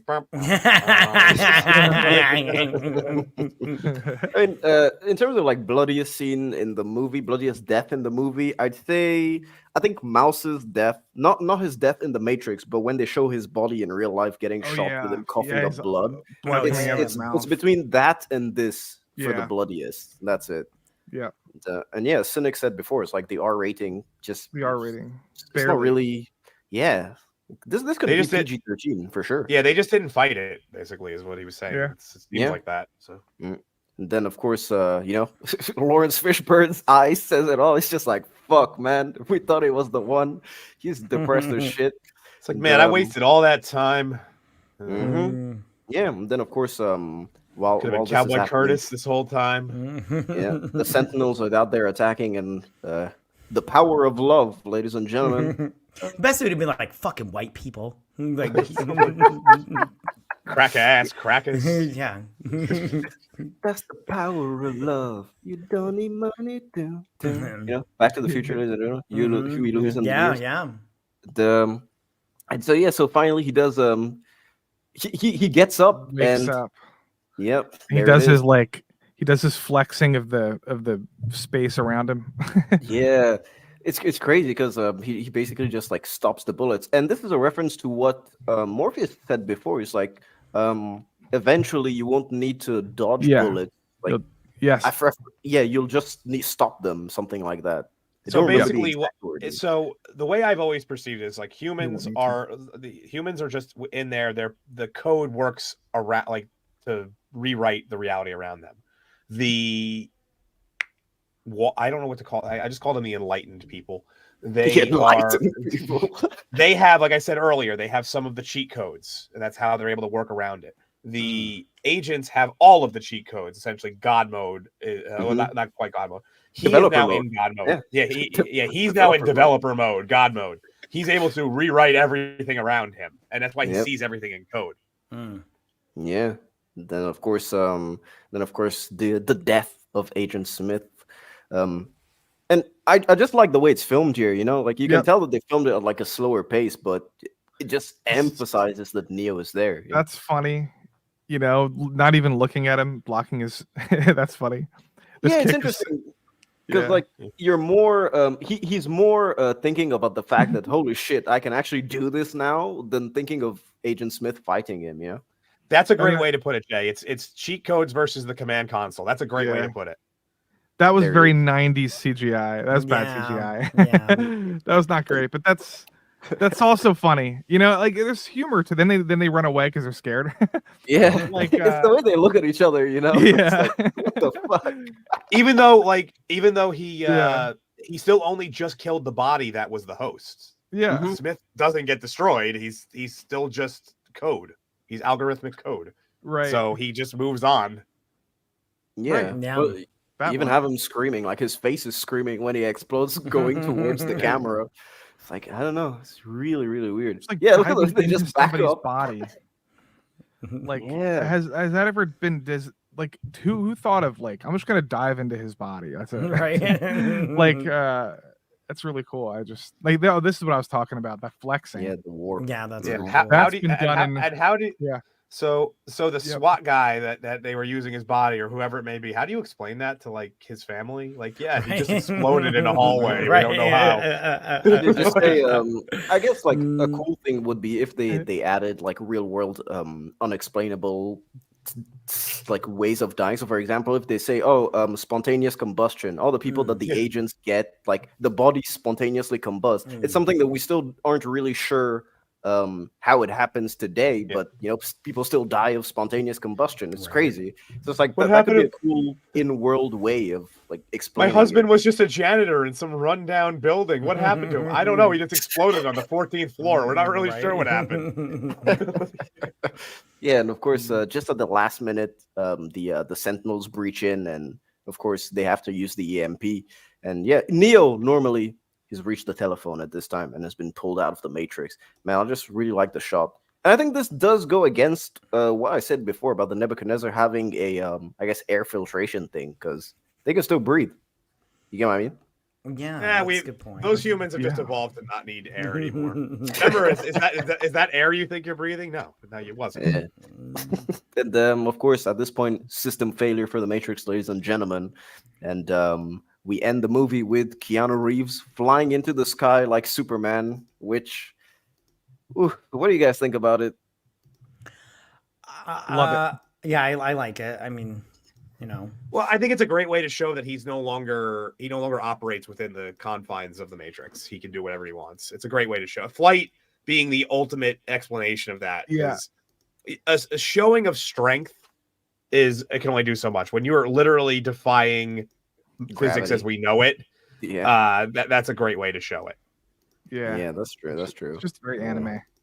Yeah. Yeah, it is. Especially in the second one where, when he's about to fly, he like fist bumps the ground and like it just warps and then he just floats up in the air. I always found that so cool. And written and directed. Oh, it by still the says the Wachowski brothers. I'm shocked they haven't gone back and changed that.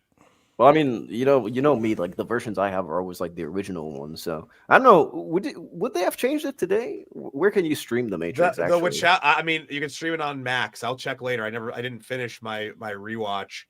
But the Wachowskis are within their rights within the whole way that it's to request that it change. So yeah, that's true. And then of course, that was the Matrix, ladies and gentlemen. But I do have some BTS images as usual. So of course, the pod on the right and the contraption that they used to film all those bullet time sequences on the left. That's actually super impressive. I'm guessing that those are all different cameras. So oh yeah, it's all like one camera. That's what they did. Like they put all of them in a ring so that they all shoot at the same time. And then that's pretty much it. Yeah, it's great. That's pretty cool. Yeah, and then of course the Wachowski bros on the right over there.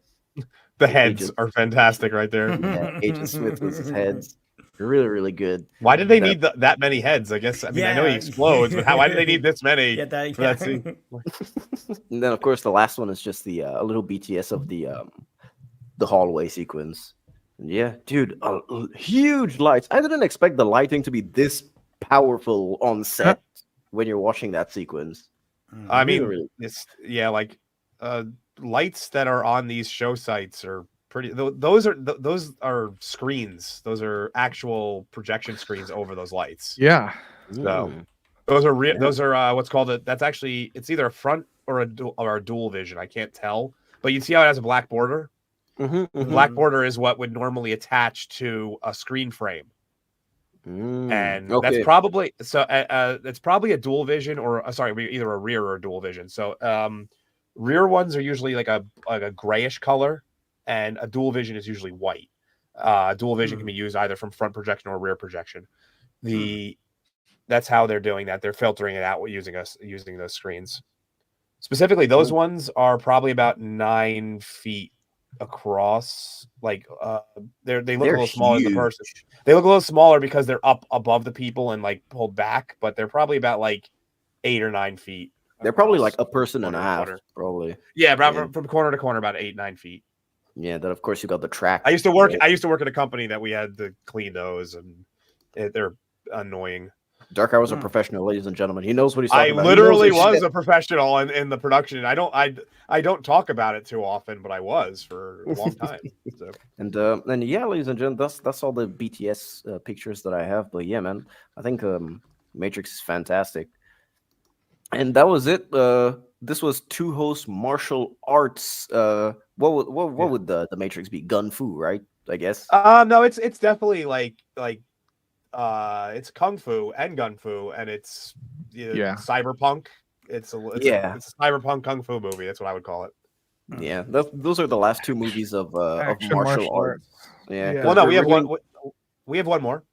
No, that's what I mean. I mean, like the last two movies of martial arts are kind of like really weird. Like a mix of everything martial arts into one, because we have the Matrix now that we just did, and next week we have Kung Fu Hustle, which is just like an absolute homage to everything. And I'm martial already arts. booking out next year, because that's what March will be our premiere month going for our premium month going forward. For March is martial arts month, ladies and gents. So many people make like Halloween and October their thing, or Christmas. And I was like, no, we're gonna do March. Yeah, we're just gonna be the only ones that take March. But yeah, I mean that was it for the Matrix. Do you guys have any last thoughts? Lofty, I'll start with you. Well, I actually really like Reloaded a lot. I think it has some really good music, some very entertaining movie. Revolutions is not great, but they're all, in my opinion, I think comparing it to the fourth movie, it's just like, yeah, I will totally watch Revolutions over. Like, I'm just saying, like, the trilogy is not as bad as people. Maybe you guys disagree, but the trilogy is not as bad as its reputation. I think they're all. The second one It like. gets worse as great. it goes along, but it's a little Revolutions nonsense. Right. But I say that there's two. In the two sequels, there's one good movie. Most of it's in Reloaded. Oh, the first to me, it's like, I mean, Alien to me is the best sci-fi movie ever made, and then this is like number 2, and then Jurassic Park probably number 3. Okay, but I can see that. I'm also not a huge fan of Aliens, to be honest. So like I kind of feel that way about the original Alien, and the same way about the Matrix, which is like, this is just so much better than the other two. However, I do think the other two are entertaining. The fourth one is horrible and should never be even watched watched by anybody. it. Never it's even not watched even it. a Matrix movie. It's not. It doesn't make any sense. I wasn't reviewing movies at the time yet. So Me neither, actually. So I got to dodge that bullet. Dude, the only reason I dodged the bullet is because HBO decided to like release it streaming same day as the cinema. Know. So I was about to go to the cinema, then I saw it on streaming. Thank God I didn't go to the cinema, because that would have been like the only movie I walked out on for sure, 100%. Yeah, it's terrible. So dumb. 100%, dude. But yeah. This is probably in my top 10 all time. It always has been to me like the best action movies are this movie and Kill Bill Volume 1. So that's my which you've been on both streams fan. for. So. I have. That's true. That's why I picked them. Hello. That's definitely true. And Yun Woo Ping choreographed both of them, so which is interesting. He's a really good choreographer. I like Crouching Tiger too, but I like these better. Yeah, don't worry, RRTNZ. Yeah. They will. Yeah. Well, that's not. Nothing's finalized for next year yet, but don't worry. I fucking love the Raid. With the way that this show is gonna go for years, we'll probably cap out on martial arts movies before we cap out on anything else, because of the way that we're gonna be doing like 4 or 5 every March. So yeah, the Raid is. Ong Bak's not a great movie, unfortunately, but the Raid is pretty good. The Raid, I don't know. Here's the thing about the Raid Raid. Is a Welshman who grew up in like Indonesia and said, "Yeah, fuck it, I'll make one of the best Indonesian martial arts movies you've ever seen." Yeah. Here's the thing about the Raid. I don't think you necessarily need to put that like in the confines of the martial arts theme, because it's also just a really good action movie. If you by itself with just the gunplay, so you can actually put that pretty much whenever. Dude. Yeah, Ong We Bak could was actually like a we good could probably fight do scene. we could probably do Raid 1 and 2 in one stream, and it wouldn't even be that hard to do because there's not No. much story to those movies. Right. Yeah. Yeah. What were we saying, Lofty? About Ong Bak? Well, like Ong Bak and the Protector, like they're not good movies, but they have some like really iconic fight scenes, like with Tony Jaa. That's pretty much Tony Um, Jaa's whole career. Is he yeah. doesn't have the movies themselves are just sort of okay, but the fights are fantastic. Right. Yeah. Yeah, that's true. Yeah. It's kinda weird. But yeah, Matt, what about you, man? I love this movie. I do not like the sequels, all three of them. I don't like any of them. I will be telling my children that this is the only movie made, and they just never made any sequels. Same thing with Star Wars. I'll just show them the first three, and that's it. I just Carrie Ann Moss. I when I first saw this, I was like had a hugest crush because she's very hot in this movie. Keanu Reeves is awesome to this day. So yeah, I just really love this movie. I have all the action figures from it, even the ones for Revolution and Reloaded and everything. But yeah, I really love this movie. It's very, very good. Yeah, no, dude, it's like The Matrix is just fantastic. Morpheus is so awesome, man. Mm-hmm. He's probably every character is fantastic. One of my favorite characters ever in movies is Morpheus, I would say. I think he's the best in this movie. I like him more than Smith. This is just my opinion, but I love Lawrence Fishburne is always good in everything. Mm-hmm. You know. Yeah, I mean, yeah, especially in this one, you know, Lawrence Fishburne, Morpheus, he the way that he moves with the exaggerated swagger of a black tea. Yeah. Yeah, man. And yeah, Jama, you haven't seen the Raid and the Raid 2. Jama, put it on your list. Watch it tonight. I don't care if you have a date or anything tonight. Just say fuck it. You cancel it. You watch the Raid. Or have the date watch it with you. True. I just want to say, guys, since we're coming to the close of the stream, if you haven't voted in the red pill versus blue pill debate, get it in there. I'll give you about 5 more minutes to do that, and then we'll get the finals. Dark Hour's on your channel, so I guess I'll go next. Yeah, I love The Matrix. I think it's a great movie. It has really, really good rewatch value because it's just that entertaining, you know. And you can just gush on the effects, the action, and it doesn't get tiring, you know. It's something that you can rewatch. It doesn't get tiring. Never. What do you guys think of Equilibrium if you've seen it? I like it. Equilibrium's good too. Yeah, it's a good movie. It's a good problem movie. with Equilibrium. It was too low budget for what they were trying to do, so it ended up feeling a lot like a C movie, yeah. It's not even a B movie. It felt like a C movie. It was, and it's very serious, and like this movie is sort of goofy, and it has like a totally different charm to it. This is so much better than the Equilibrium, but Christian Bale is amazing in that. I did like the concept of having a martial art, the gun kata martial art, which is a take on gun fu of like, we just have all these pre-decided places where we're going to fire because this is based on mathematics and like tendencies. It's cool. And I thought that was a really, they don't slow it down. That's what the coolest thing about Equilibrium versus Matrix is that they didn't try to just recreate the Matrix and do all the bullet time and stuff. They tried to do something a little different, which was fun. And it's all in real time. Everything they're doing is real time, which is awesome. Yeah, man. Yeah, I just want to bring up Equilibrium because like a lot of people, when you bring up the Matrix, a lot of people are like, oh yeah, Equilibrium as well. You know, it's weird. It's kind of they just bring it in the conversation. I think that hurts Equilibrium, sadly.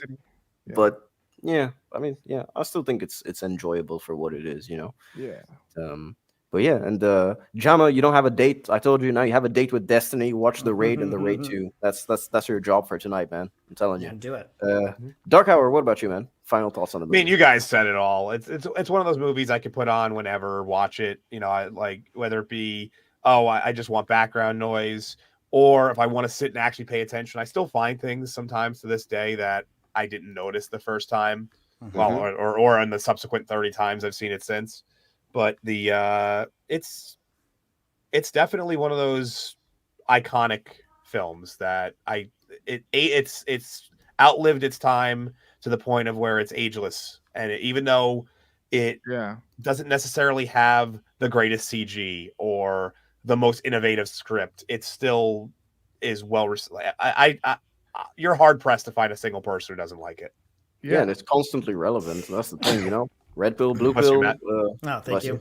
Yeah, it's probably it might be the most parodied film of all time. It's definitely in the top like 10. And the rise of AI as well. Now it becomes even more relevant because that's the reason why the world was fucked in the Matrix. Yeah, so. That's one thing I always love is that it's almost like an alternative take on a concept that was realized in things like Terminator and things years prior. It's an alternative version of that, a more updated for when it was coming out. Right on. Yeah. And yeah, I guess that's it. Do you guys wanna? You guys? Well, it is time to plug your shit, ladies and gentlemen. Which means that you're gonna have to plug your shit. And Matt, what do you have going on? Have you released any new videos? Do you have anything that you're working on? I'm just, I don't know. I'm doing I do a week in review video every Sunday, so I'm going to work on that as soon as I'm done with this. And then I try to do a video every day, like if I find an article that I'm interested in. My channel's called Geek What? Like Geek What? And, yeah. And then I also have a podcast with my sister. It's called BS Drunk Movie Reviews, where we just get drunk and review a movie. They're great. So, I haven't checked that out yet. I'm going to have to check that out. I didn't even realize you were doing that. Yeah. And if any of you want to be a guest, by all means, let me know and everything, because we're always looking for that stuff. But yeah, getting drunk, you say? Yeah. We just drink and review a dumb movie or if it's a good movie. But yeah, and then we just get all sloshed and everything. But yeah, that's it. Nice. All right, Lofty. What about you, man? It's time to plug your shit, man. Plug into The Matrix every Wednesday at 8 p.m. on my Lofty Pixels YouTube channel. That's pretty much like a weekly, sort of like a Lofty cast or something. Yeah, every week I talk about whatever's topical. I think I'm trying to get Grums, who's the Diablo 2 designer, on my show. Nice. Hopefully this week. Maybe he said he would come on. So nice. Yes, we found out the hard way. Sometimes getting creators of things to be on your show doesn't work out the way you would hope. So yeah, it's hard because I don't want him to feel like he has to because he already said he doesn't want to. He's not trying to grift off of this whole Sweet Baby Inc. thing. Yeah, and it's so he's limiting his time on shows to. But yeah, so I'm trying to I just want to talk to him about video games. Yeah. But yeah, we do video games, anime, movies every Wednesday, and then I'm on B-Sup occasionally. Yeah, we've crossed paths. You and me seem to end up in the same Twitter conversations for things. It's like, that's true. Like, what the hell? I can't escape this guy. Oh yeah, I'm all over the place. I'm in too many. Literally, it will be like some show that I've never heard of or I'm only sort of familiar with, and then next thing I know, and on the Twitter conversation, Lofty gets added. I'm like, "There's this. What is going on?" I'm all over the place. But thanks for coming on, man. Thanks to both of you for coming on, and again, thank you to of course the guests that we had previously, Cynic, Paul, and Platoon. So I want to thank Platoon, even though he couldn't make it, he'll be on again soon. Yeah, dude. Platoon is always welcome on the channel for sure. I mean, yeah, welcome on his. Yeah, and of course, massive thanks to the chat, man. This was actually one of our most consistent streams. We had about, I think, 40 people watching the entire time. We had 50 at one point, and that's impressive. Especially, like I said, considering the fact that we had it set for the wrong time and people tuned in pretty well. That was I dude. I told you, man. Don't stress about it, man. I'm telling you, Dark Hour stresses out, ladies and gents, but I calm him down. That's my job. Yeah, I'm the therapy kitten, so don't worry. We had 30 answers in the poll, and 83% of them were for the red pill. Boo! Enjoy eating your fucking horse wheat. I will enjoy my ribeye. Yeah, man, enjoy eating your weird protein horse wheat while I'm out here enjoying some fucking steak, ladies and gentlemen. But dude, massive thank you to the chat, man. Everyone who sent in super chats as well. Massive thanks for spending almost 3.5 hours of your time with us and talking about the Matrix. It's been really fun for us. Hope it's been really fun for you guys as well. And So yeah, You didn't plug your Dark shit yet. Hour. Yeah, that's what I was about to say. It was like Dark Hour. Do you have anything that you want to plug? Oh well, it's Yeah. your So channel. I Hey, it's your channel. I'll do it plug first. myself Who first. cares? We share this show. It's not a big deal. That's true. That's true. I recently went to go see the American Society of Magical Negroes, ladies and of gentlemen. censorship. I'm gonna put into the. I've written my review. We're in the process of doing some revisions, make it a little bit tighter. It's not gonna be a very long review, maybe like 5-6 minutes. It's very very bare bones crap shit fest of a movie. And I'm also working on my standing 8 count. I started doing my recording for that. So I should have a couple of videos coming out in the next. At least 2 videos coming out in the next like 2 weeks or so, give or take. Nice. And then of course we have B-Sub. We said B-Sub. We have 2 hoes again next week. Yes, Kung Fu Hustle next week on my channel, ladies and gents. Yeah. And for me, right now, for those of you who are wondering why my channel is a bit on hiatus, is because I am severely job hunting right now. So that's taking like a lot of my time.